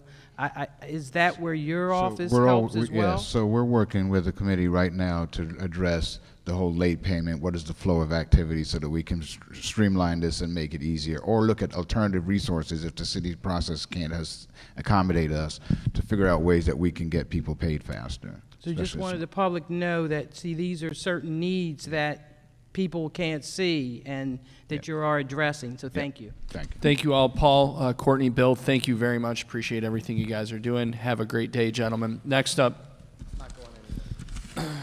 What's that? I'm not going anywhere. It's a Snickers bar moment, Bill. Next up, we have tourism. It's a panel that's going to be BDC again, Convention Center, Visit Baltimore, and BOPA. We have I'm Eric Costello, 11th District Chair of the Committee. I have Councilman Leon Pinkett, 7th District Vice Chair of the Committee. Council President Bernard C. Jack Young. To my immediate right, Councilwoman Sharon Green Middleton, 6th District Member of the Committee and Vice President of the City Council. To her right, Councilman Robert Stokes, 12th District. To his right, Councilman Bill Henry from the 4th District, Member of the Committee. Rebecca Tabb, Michael Huber, and Kara Kuntz, Senior Staff to Council President Jack Young, representing Mayor Catherine Pugh, Poetry Deal, and Karan Banks. Let's get started. Caroline, do you want to quarterback, because we have 4 agencies. Folks, what we're going to do is Caroline's going to run through the slides. When it comes to your slide, please come up to the podium, state your name and what your position is and what agency, and also introduce each of your staff from your agency, staff from agencies. When you're introduced, please just either stand or raise your hand so we have some idea of who you are. And Peggy's kicking it off. Good morning. Thank you. Oh, and please be sure to speak clearly into the mic because this is televised. My name is Peggy Didakis. I'm the Executive Director of the Baltimore Convention Center, and with me today I have our Deputy Director, Matt Campbell, and our Director of Accounting Operations, Jacobson Shigani, better known as JC. So we're here to present our slide information, and then I have a few additional things that I want to add with regard to our positive experience that we give to our convention and tourism visitors. First off, Last thing, please keep the slides to 2 to 3 minutes per slide. yes, I'm sorry. I have one slide. And Baltimore Convention Center originally was built in 1979, and we went through an expansion in 1996, and at that time we became partners with the state of Maryland, and we have a relationship with them from a budget standpoint in that they share 2/3 of the operating deficit of the convention center, and the information in your board packet shows that in this fiscal year, the operating deficit will be approximately $7.9 million, and 5.3 is being paid for and budgeted by the state, and 2.6 by the city. We are very pleased to announce that this year we went to the state legislature and we have renewed for a third time this legislation that mandates that the state will continue to pay 2/3, but instead of the 5 years that we've had, we are now going for 10 years. And in addition to the share 2/3, 1/3, they also contribute $200,000 a year that the city matches to our capital improvements fund.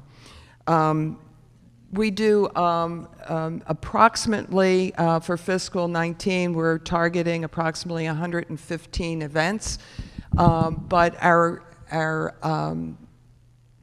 attendance is up. So our events seem to be fewer, but we are attracting about 500,000 people a year that visit the convention center, spend new money in the city of Baltimore. And we contribute approximately $16 million in tax revenue to the city. The state mandates that a marketing study be done by Crossroads consulting firm every year that demonstrates the economic impact that the convention center alone has on the city and the state. And our share of impact to revenues is $16 million, and we generate approximately 4,200 to 4,300 new jobs every year. So that is a very positive for us. We are always looking for ways to save money. The infrastructure of the convention center is obviously aging, but we have to maintain it to continue to attract the kind of business that we work with Visit Baltimore, our partners, to attract new business to the convention center. And but in 2012, we entered into an energy performance contract that was initiated through the city's energy division and Constellation Energy. And since then, we have saved approximately $1 million a year with the energy improvements that we made, and we're continuing to look at opportunities to save that kind of money or more so.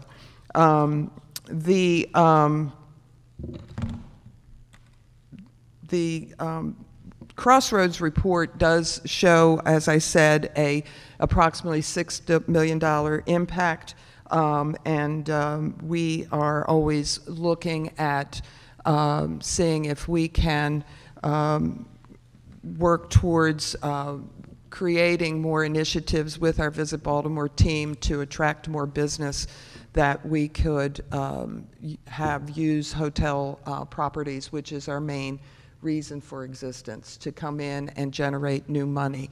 We have a lot of local business as well, and we are approximately capacity between 65 and 70% capacity, so that is a very good thing for our business. We have other cost-saving opportunities. We are always looking at greening initiatives and sustainability, which is really important to our customers, that we are demonstrating doing projects to help maintain the planet, as well as saving money.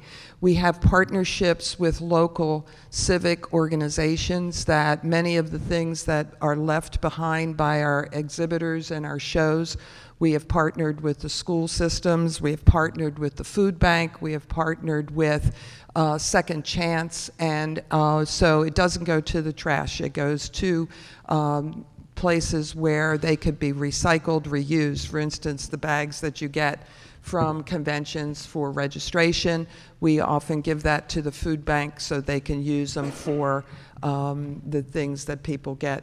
We generated about 214,000 pounds of food that we donated, and other things with the school systems and local charities. We have a great response from our customer in their experience. For instance, our food service company, Centerplate, receives a 98% customer satisfaction for the services that we provide, and that is the highest in the country for the venues that they serve. Basically, I'm here to help answer any questions. As I said, we partner with Visit Baltimore, who takes the lead in driving the business to Baltimore, and we are one of 3 legs of the stool with the hotels and with Visit Baltimore to make sure that we maximize the opportunities to bring business into Baltimore. Thank you, Peggy. Thank you. So do you want to quickly go through the other slides? There's 3 other agencies. Yep. So next up is Visit Baltimore. Yep. But followed by. Love you, have a Peggy. question? A little quicker, though. Please. Okay. Everyone knows what they want to ask. Everyone appreciates what you guys Thank you. all are doing. You're always very And I've supportive. said the same thing to every agency, so I'm not singling you guys out. No. I just want quick, want to stay on schedule, and all my colleagues know what their questions are. So. Mr. Chair, I promise I'll be super fast. So, Mr. Chair, Vice Chair, Council President Young, members of the Council, thank you for the time today. I would like to say Al sincerely regrets that he's not able to be here. He's obligated with Jim Smith to present at the State's Economic Development Commission. So as I shared with you in advance, our Chief Operating Officer, Charles Jefferson, and I are trying to, possibly poorly, but to our best knowledge, fill his shoes. Al let us know, and I appreciate he has a commitment that he needs to be at, which he let us know about in advance, unlike other agency heads. So I certainly appreciate that. Thank you. Thank you. So again, here to present very briefly our fiscal 19 budget slide and information from Visit Baltimore. As the council is aware, we are a 501c6 not-for-profit contracted by the city to provide that sales, solicitation, and marketing to attract leisure and group business to the city, and as Peggy noted, partnering very closely with her team for the convention center. Ultimately, our mission is to generate economic impact through tourism. Last year, tourism's total economic impact was $294 million in city taxes and fees, including $34.5 million in those hotel tax receipts. That equates holistically to an over $21 to 1 return in the city's reinvestment in Visit Baltimore through those hotel tax dollars. And again, per state law, we have that 40% allocation of those hotel tax receipts to fund our operations. So our fiscal 19 recommended budget that you see on the slide is really a formulaic calculation based on that law, including an estimate of the city's fiscal 19 anticipated hotel tax collection, as well as a small true-up of those actual hotel tax receipts that were collected in fiscal 2017. If Al were here, I know that he would say we take our charge to sell not only the BCC, but also promote the big picture Baltimore story very seriously. Under his leadership in the past year, we've completed an intensive community-driven strategic visioning process, informing how we execute on our mission, ultimately with keeping our goal of driving maximum economic impact. But that said, we will be executing in fiscal 19 and moving forward on the 5 pillars of that strategy, being maintaining a sustainable business model and looking to increased efficiencies and revenues, a marketing and sales platform that delivers value for multiple stakeholders, and we've had lots of conversations with many members of the council about what that means and are happy to continue doing so, serving as a catalyst for community engagement, operating a workplace of inclusion, opportunity, and respect, and serving as an advocate for tourism and the visitor experience. We appreciate the council's support of this budget, look forward to partnering with each of you in continued and in new ways, and are happy to answer any questions that you might have on our fiscal 19 plan. Thank you. it goes right here. So we got our next slide is for BOPA.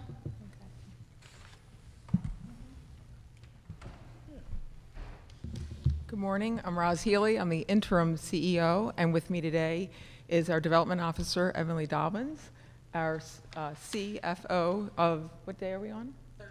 Day 13 for our new CFO, Dana Molden, our Chief of External Affairs, Donna Drew Sawyer, and our development officer, Jessica Abel. The budget, as you see it here, is the recommendation from the fiscal office. As you all know, BOPA is what we call ourselves the good news people. We are the city's Arts Council, event agency, and film office. And we try to increase our funding every year by corporate and foundation money in addition to the great city money that we get. Some of our things I just wanted to point out on our slide is the numbers up into 14, some of those included Star Spangled Spectacular, which as you know is a huge event for the city. And then in 17, where you see the bump in the economic impact for 3.3 million was because film had doubled their numbers that year. So that's why our target for the next year is down. And I really just am here to answer any questions that you all may have of us. If there's any. Okay, thank you.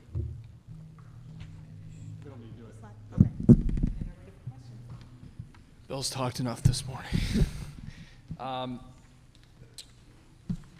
Can you give me an update on what the status of the you call it Bill's position was president? Okay, can you come up to the mic? What's the status of the replacement for Bill Gilmore? We had pretty big shoes to fill. It is. So our board voted yesterday, as a matter of fact, on a new CEO, and we are awaiting a meeting with the mayor to solidify that nomination. Does that the board made a selection? Does that need to be approved by the mayor? No, we are a 501c3. We have our own board and bylaws, so no. Okay. But so this is more of an introductory. It is, meeting, yes. Making sure that person's goals and priorities are aligned with the mayor, of course. Correct. Understood. Are you at liberty to say who that is at this point, or no? No? Okay, no, it's okay. Okay. Female. 19 more questions. Okay. Do we have a time frame for when that will be rolled out? We're hoping next week. We don't want to make a public announcement until the mayor is on board. We can wait. That's fine. Okay. Once that person is named and that's announced and all that, can you please notify you all? Yeah, well, to set up meetings with each of the council members. That'd be so great. We can have an introductory meeting and just get to know that person. So. We would love to do that. Excellent. Thank you. Thank you. Everything's going good for Artscape? Great. Everything went well for Light City, as you probably saw. Light City was great. Yep. And we're excited about hopefully the end of next week announcing some Artscape names for us. Okay. Thank you. Thank you. And I didn't mean to put you on the spot. I actually had no idea about the timing of the hires, so I guess. Oh, that's okay. No. Inquiring minds want to know. Council President Young.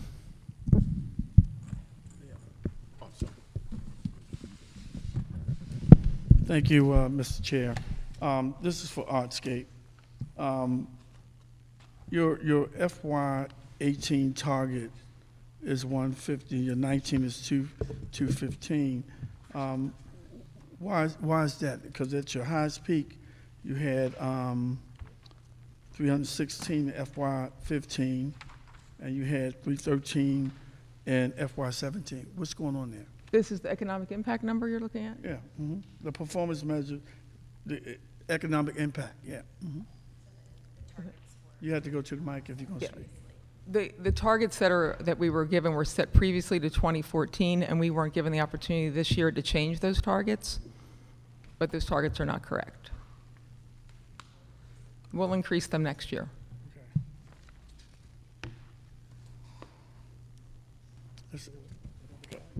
The next one is for Peggy. Okay.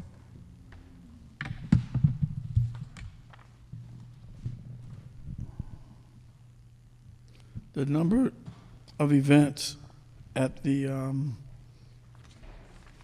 convention center, why are they going? Why is the target 110 and 115? What happened with that?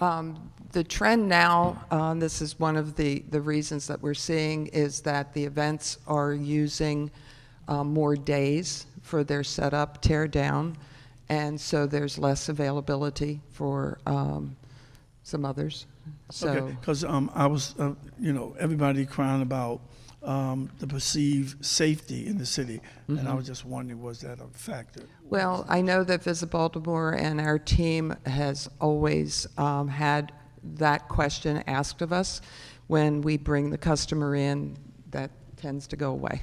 We had a customer yesterday that is looking at us and had a very positive experience. So we get them in and show them what benefits it is to be in our city.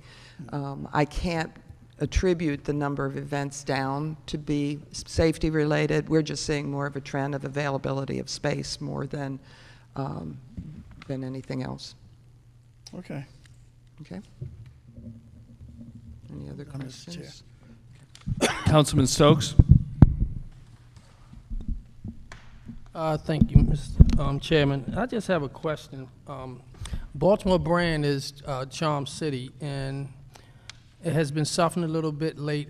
How are you engaging the community and others to become ambassadors for our city? That's promotion, Office of Promotion, BPOA.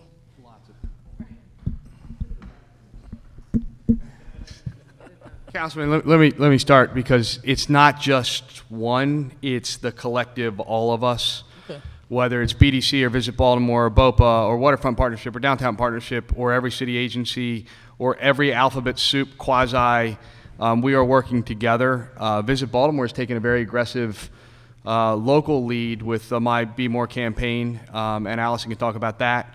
But there is a concerted effort to coordinate, and I mean, the My Be More campaign is about as grassroots in terms of neighborhood engagement as anything we've got, so Alice can talk about that. But I don't want you to think that it is a simple agency in charge of that. It's everybody.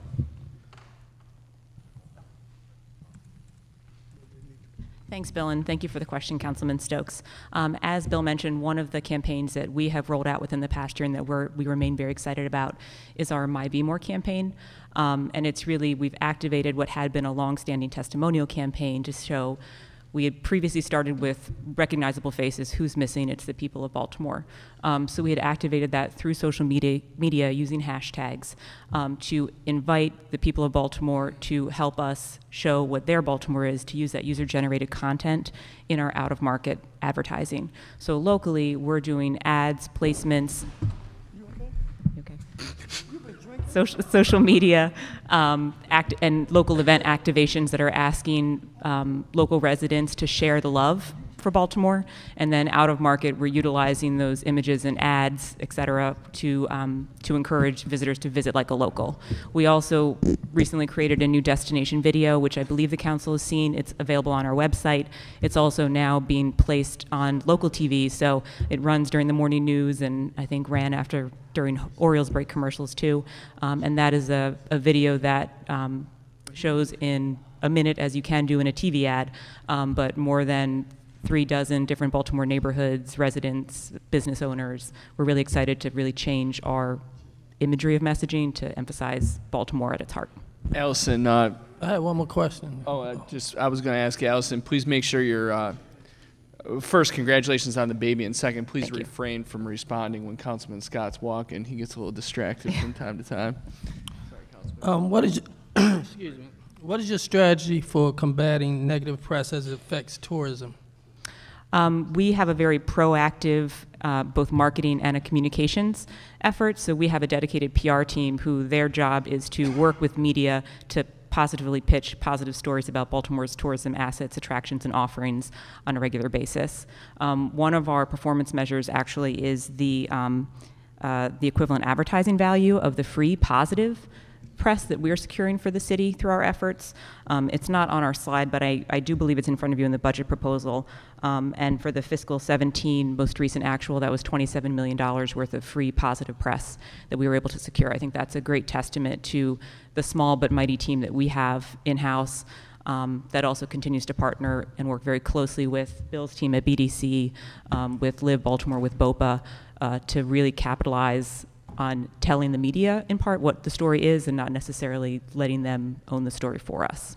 Well, would it be maybe part of your strategy to, I'm just using schools, like Dunbar High School has some of the kids be a part of your PR piece, or Johnson Square Elementary School, or Dr. Bernard Harris? Have y'all reached out to the schools? Because I think if you include young people in your promotion, it really helps in terms of the negative press we get, unfortunately, that we do so well in Baltimore City. Definitely. We've had great meetings with Baltimore City Schools leadership, and they have actually integrated the hashtag #MyBeMore campaign in various back-to-school events at the beginning of the school year, and have continued to do so. We've also done backpack drops at various different schools that have information about how the youth and their families can then utilize and participate in that hashtag #MyBeMore campaign to have their voice heard as part of Baltimore's story. One more suggestion, the school. I mean, you do the backpack. I'm talking about having some of the students be a part of your promotion, like what you do on TV. Have some of the high school and some elementary schools be a part of it, not just a backpack, but they can physically see the students being part of it. Just a suggestion. Definitely. We'll always look for more opportunities to do that, too. Councilman Pinkett. Thank you. This question is for Visit Baltimore. I'm looking at the performance measures. Do we have any metrics on African American visitors to the city and participation in the events that we are promoting and sponsoring in the city? So our visitation numbers come in from a third-party source called Longwoods International, and they every year break down a portion of visitation by age, demographic, accordingly. In terms, the 2017 numbers for calendar 2017 are not in yet. We work on a bit of a 6-month delay, so I'll be sure to update you on the new numbers when we get them. But of the roughly 26 million visitors that we get every year, I believe that 16 to 17%, Longwoods tells us, are African American visitors, which is a higher percentage than the national average in terms of visitors to this destination. Do we? How does that relate to, I guess, marketing, investment in marketing related to attracting African American visitors to Baltimore? Of course. We definitely promote inclusivity and diversity because our job is to tell the big picture story, not one specific business. So we definitely think about how we are spreading our budget allocation very carefully every year. Of our total budget, we probably have about $2.5 million that is available for paid promotional advertising, print marketing, where you see marketing messaging that's out there in paid media channels. Upon last year's recollection, and forgive me, I'm only 4 days back from maternity leave, so I don't have this current year's numbers, but I believe that we, upon a tally up, said roughly 60%, 62% of all of our advertising and promotional dollars were spent in diversity media markets or advertisers, as well as inclusion in the visual messaging and story. And those numbers are probably going to be further increased moving forward because of new assets like we've been doing, like the destination video and utilizing hashtag #MyBeMore content, which is user-generated. So we will be sure to update you on those fiscal 19 proposed numbers when we finish our budget allocation. And can you include in those numbers how much of that investment is actually in MBEs, WBEs? So when you say diversity media markets, do you mean, for example, African American entities that we would use to market and promote, or? Yep, so African American entities and print publications and digital. So we can certainly give you a listing of all of those different print, online, and radio, et cetera, where we have the split. And obviously, we, in part, look to our membership network as well to help us tell those stories. And we're really proud of different initiatives we've done, like the Diversity Membership Initiative, to bring on more smaller minority women businesses into the Visit Baltimore folds to be talking with us on a regular basis to shape that message. Okay. My second question is for BOPA. So in the narrative, it's lists Light City, Artscape, and Baltimore Book Festival as 3 of the major events. Is AFRAM considered one of the major events? And if so, what role does BOPA play in the promotion or assistance in that particular event? AFRAM is not produced by BOPA. Okay. But we do have a couple staff members that sit on committees to help them with logistics and PR. Has BOPA ever been involved in? No, years ago we did an event, or we did an umbrella called Showcase of Nations, and all the ethnic festivals were under that umbrella. And what they got from BOPA was logistical assistance and PR and marketing. But that hasn't been for probably over 10 years now.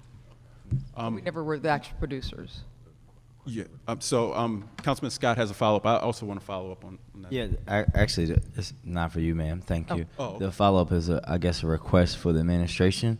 So if this, whatever number we're on, Ms. Marguerite, if we could actually have from the administration from the last 5 fiscal years, the amount of money allocated to AFRAM, that would be greatly appreciated. Because my guess is that when we look at BOPA's budget, and I think all of us love Artscape, but the optics of AFRAM going from being one of the largest black events on the East Coast to going to be one single thing in Drew Hill Park on one day isn't acceptable to the majority of the citizens that live in the city of Baltimore, to be very blunt.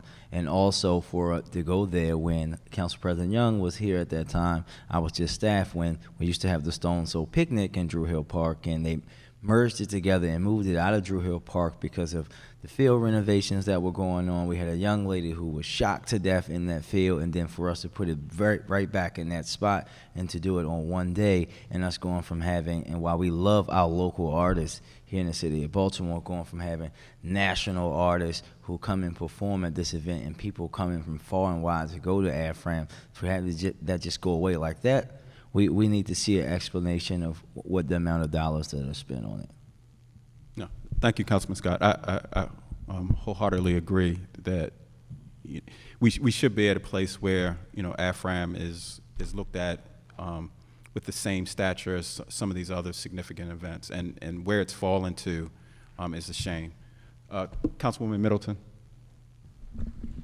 I guess my question is for all of the agencies. Community outreach for, and I'm talking about specific job creation within your agencies. I know you're connected with many outside businesses, sponsors.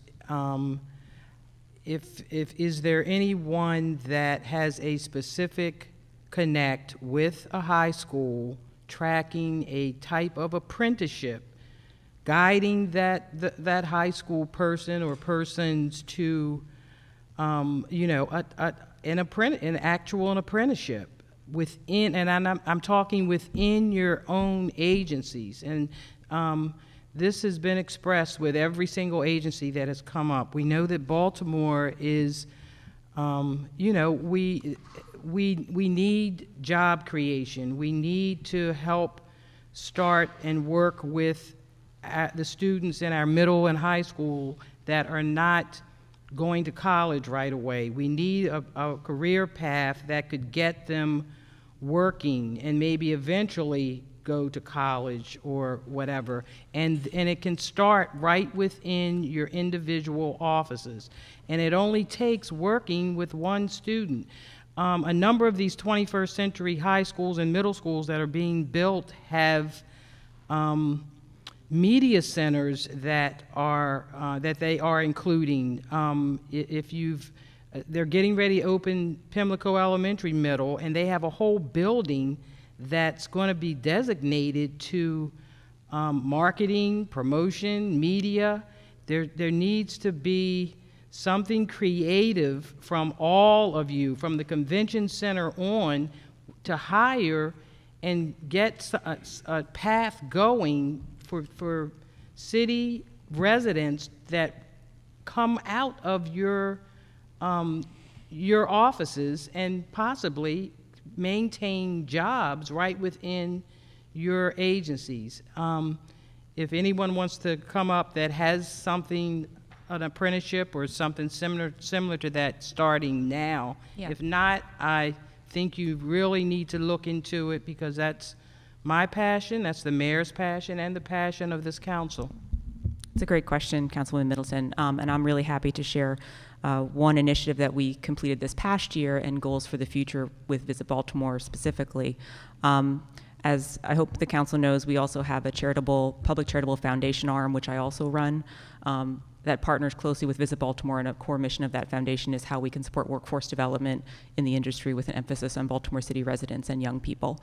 One of the programs that we launched and piloted last year was actually a diversity apprenticeship initiative, where we partnered with our kind of national corporate headquarters, Destinations International, and we looked to create a 600-hour paid apprenticeship that was structured around immersive holistic experience, working across all of the departments within Visit Baltimore as the city's DMO, as well as finding placements for the remainder of that 600 hours, so 300 hours with Visit Baltimore, 300 hours with other industry partners that were relevant to the apprentices' background and experiences and interests.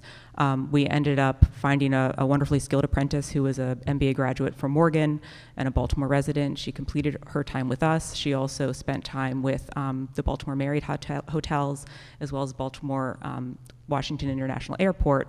One of her backgrounds had in part been with HR within an aviation experience. And that was a wonderful learning curve for us internally. I think she had a wonderful experience, and it's a great success story because now she's on staff at the Baltimore Convention Center in a full-time position. So we are looking currently at how we can replicate that program this year, looking in part to organizational assessments that we have done at Visit Baltimore, looking at where we need to add people skills in terms of how we can target that recruitment to look at hopefully a potential member of the Visit Baltimore team moving forward. And that is college level, but we also are having serious conversations, and it is a goal this year to formulate a structure for how we, the foundation and Visit Baltimore, can formalize a partnership with a Baltimore City middle high school where we can be doing more boots on the ground in the classroom collaboration and career pathways work on a year-round basis as opposed to one-off. Thank you, that's great news. The Baltimore office of, Convention Center, you can come.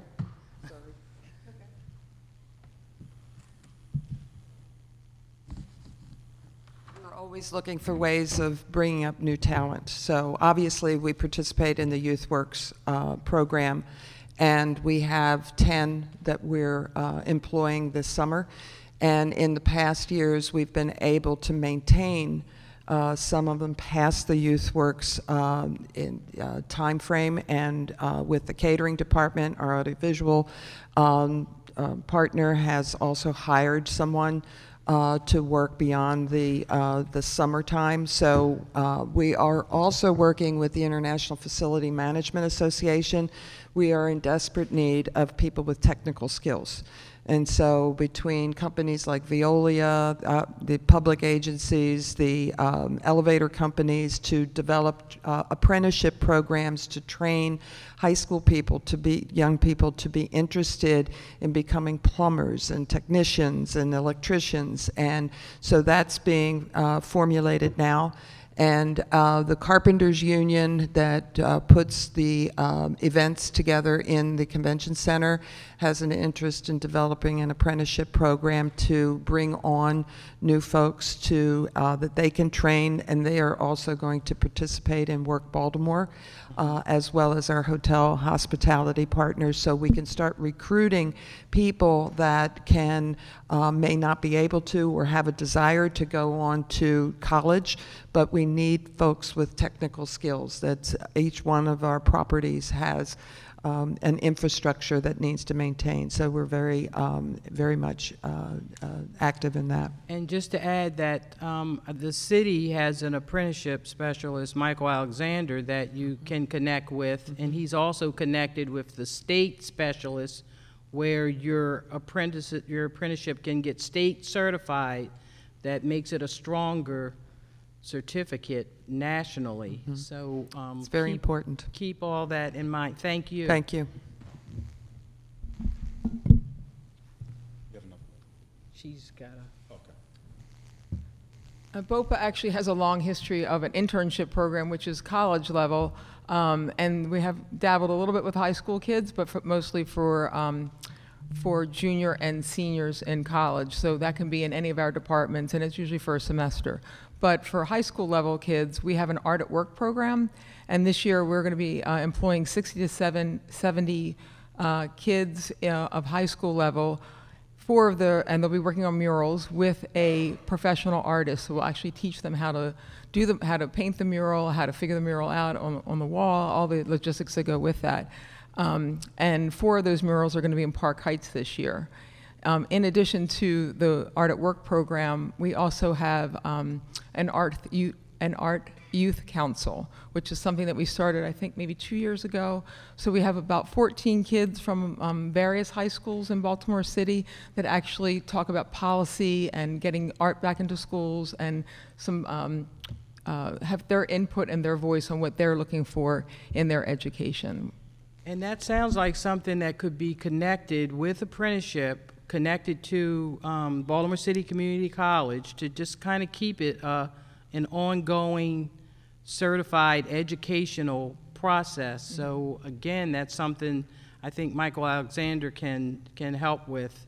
He is the apprenticeship specialist for the city, and again, that's another wonderful state connect. So my advice to all, don't be afraid of the word apprenticeship. I mean, it is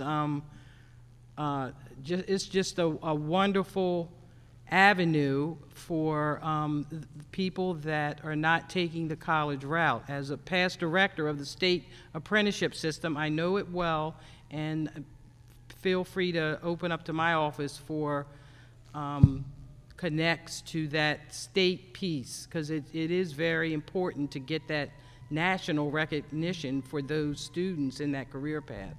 Thank you. Thank you. Councilman Henry. Thank you. Actually, Roz, before you sit down, I had 2 quick questions for BOPA. Sure. One is, out of the 2.3 million that BOPA gets from the city, is out of what's your total budget, including outside fundraising? It's a 1/6 of our budget, so it's our budget's $10 million. Wow. Okay. So all the other funds we raise through corporate and foundation. I'm sorry, 12 million. What 12 million. 12 million. Okay. Light City bumped us right up. And then the second question was the Art Youth Council that you just mentioned. Do you know if that's connected with or works with the city's youth commission? I do not know. They are working with them? Yes. They do. Okay. All right. Good. All right. Thank you. And then I had 2 questions for Visit Baltimore for Allison. One is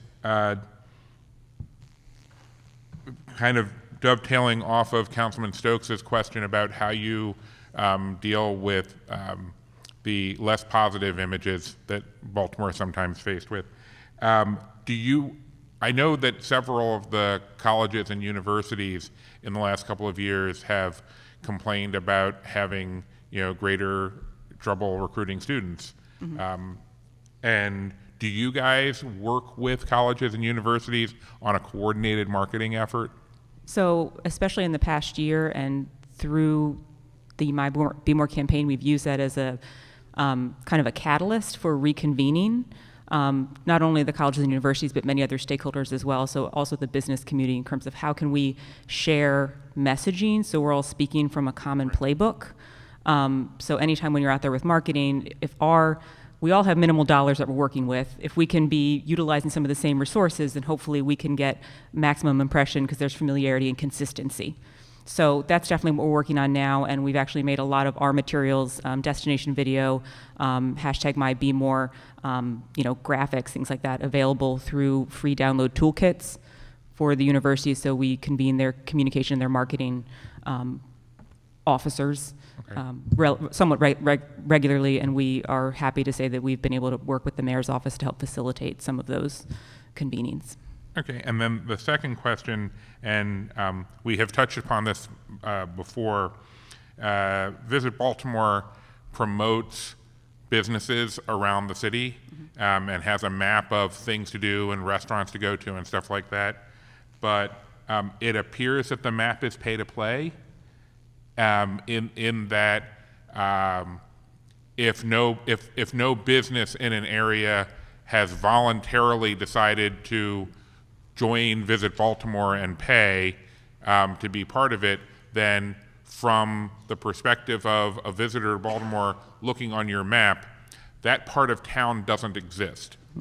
And I say this as someone who has what I think of as perfectly nice commercial area up on the York Road corridor with a historic movie theater, an extensive shopping center of restaurants, bars, markets, and it is not even an option as a neighborhood when you're looking for something to do on the website. Given that you're getting $14.5 million from the city, and given that there's legislation before the council right now to expand the hotel tax so that you would be receiving even more money now from even more businesses, including the Airbnbs and other short-term rentals, what would be involved in Visit Baltimore changing the policy for the map and the promotion so that you just promote the city and look for other benefits for individual memberships other than conveying their existence to tourists? Okay. No, good question, and a lot in that question too. So let me do my best to try to I've been trained by them to put a lot into the question because I'm only supposed to get 2. I love it. So Councilman, you are correct. We are, by being a 501c6, we are a membership-based organization. That is our business founding, so to speak. So we do have membership policies and protocols, and I'm happy to turn it over to Charles at a point to talk about that as well. But I would say that we have made concerted efforts to really try to expand what does being a member in Visit Baltimore mean, how to make that affordable for as many businesses that are in the tourism-related space that might be offering a visitor service, be it a restaurant, a florist, a design company, a cafe, a caterer, et cetera. And really through efforts like the diversity membership program, we are really taking that as a 2 years free membership. So you learn how to work with us, we learn how to work with you, we can figure out what works best. We've also had some success and I think are eager to do continued more in how do we come up with flexible packaging so we can work with neighborhoods as a destination. Okay. So we're kind of pooling, if we work with, Pigtown's a great example where there's a strategic agreement with Pigtown Main Street, and thus all the small businesses within the Main Street are able to participate in a much more affordable way than a single business membership within Visit Baltimore. So not I think to put too fine a point on it, but yeah. If you think of the city as 14 council districts, which a lot of us do, and we're giving you $14.5 million a year, I kind of have a tendency to look on this like, my district has already joined your organization, and we're paying $1 million a year to be part of Visit Baltimore. I get that a lot of that money is going to do external promotion out in the world. I get that, and I'm not saying that that's not worthwhile or beneficial. I'm saying that that money, to put in perspective, is almost as much as we're spending on community rec centers across the city annually.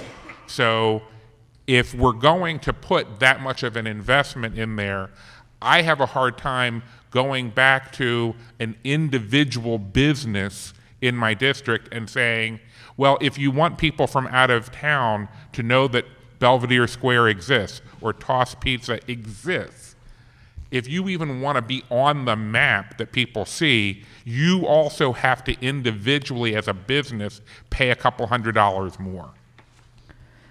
Understand that point. I think that that's a good conversation to have about the individual business promotion in terms of listings on the website. I would say that we have, and Al is very, very big on this as well, our job is to promote and market the whole city. So we have already efforts, and it's an ongoing process, but we're rebuilding out what that map and what the neighborhood promotion looks like on our website. I think we're already up from like your 8 standard neighborhoods to 15 to 16, working towards a goal of at least 30 to 40, having detailed neighborhood exploration maps, inclusive of members and probably some non-members in terms of historic sites. There are several neighborhoods on that map now. None of them are in the 4th district. Okay. If I could just say, I'm Charles Jeffers. Hi, Charles. I'm Bill. Nice to meet you. I'm the new Chief Operating Officer there, and as Allison mentioned, we are working on that now, currently, expanding that map. Probably within the next 30 to 60 days, you should see a greatly expanded map that includes many of the, if not all of the districts that I'll be happy to put a reminder in my calendar to check back with you guys in 60 days. Please do. Okay. Please do. Thank you. All right. Thank you. Councilman Scott. Thank you, Mr. Chair, and thank you to everyone for all the great work that they do. So my question is for everyone, and we can do it all in one swoop, so you don't even have to get up. Mr. Cole, you're exempt from the question as you've already answered it today. For everyone else remaining, does your group, agency, or entity have someone on your staff dedicated to equity right now? We can start with you, ma'am, since you're standing. Equity. Well, we have, I mean, Charles, you're probably as the COO can be the best speaking about in some of the new protocols and things we've been putting in place in terms of inclusion. And you have an equity position. Yeah, no. I'm not sure I completely understand the question, but would you mind clarifying? Yes, but that basically answers the question for us. So Okay. if for you guys at Visit Baltimore, while we love the stuff that you do, so for equity for you would be you would have a position at Visit Baltimore whose sole job is to make sure that in your mission to get more people to visit Baltimore that we consider race, gender, income, and attracting people from all of those kind of backgrounds to visit the city of Baltimore. That's what it would mean for you. Okay, so I thank you for that clarification. So to answer your question, no, that's not someone's sole job, but as Chief Operating Officer and even Al as CEO, that's what we do in making sure that everything that we do, whether it's sales, marketing, PR, whatever we do, hiring in HR, even in our finance department, that we are making sure that we're equitable in bringing in diverse organizations and working with them. Thank you, sir. Bopa? Oh, you don't have a mic. For some reason, the mic at this desk typically breaks every now and again. I don't know why. It's my desk. Again, we also don't have one that is specifically that is their job. Our HR director, obviously, that is her job to make sure that our organization is a diverse organization. And when we plan our events, we plan them for everyone in the city. Same with our grant programs. Everything is taken into consideration, especially every councilmanic district. So in addition to, we don't try to just do things downtown or just do things in one neighborhood. We try to hit all councilmanic districts, and I think our most successful example of that is Light City, because this year, not only were we at the harbor, but we were in 38 other neighborhoods, significantly in those neighborhoods. So that is our goal and our mission of our organization, but not a specific person handling it. Thank you. And can we add a request that actually gives me another request question? Can we ask BOPA to send to us a list by council district of the events that they've had over the last 3 fiscal years?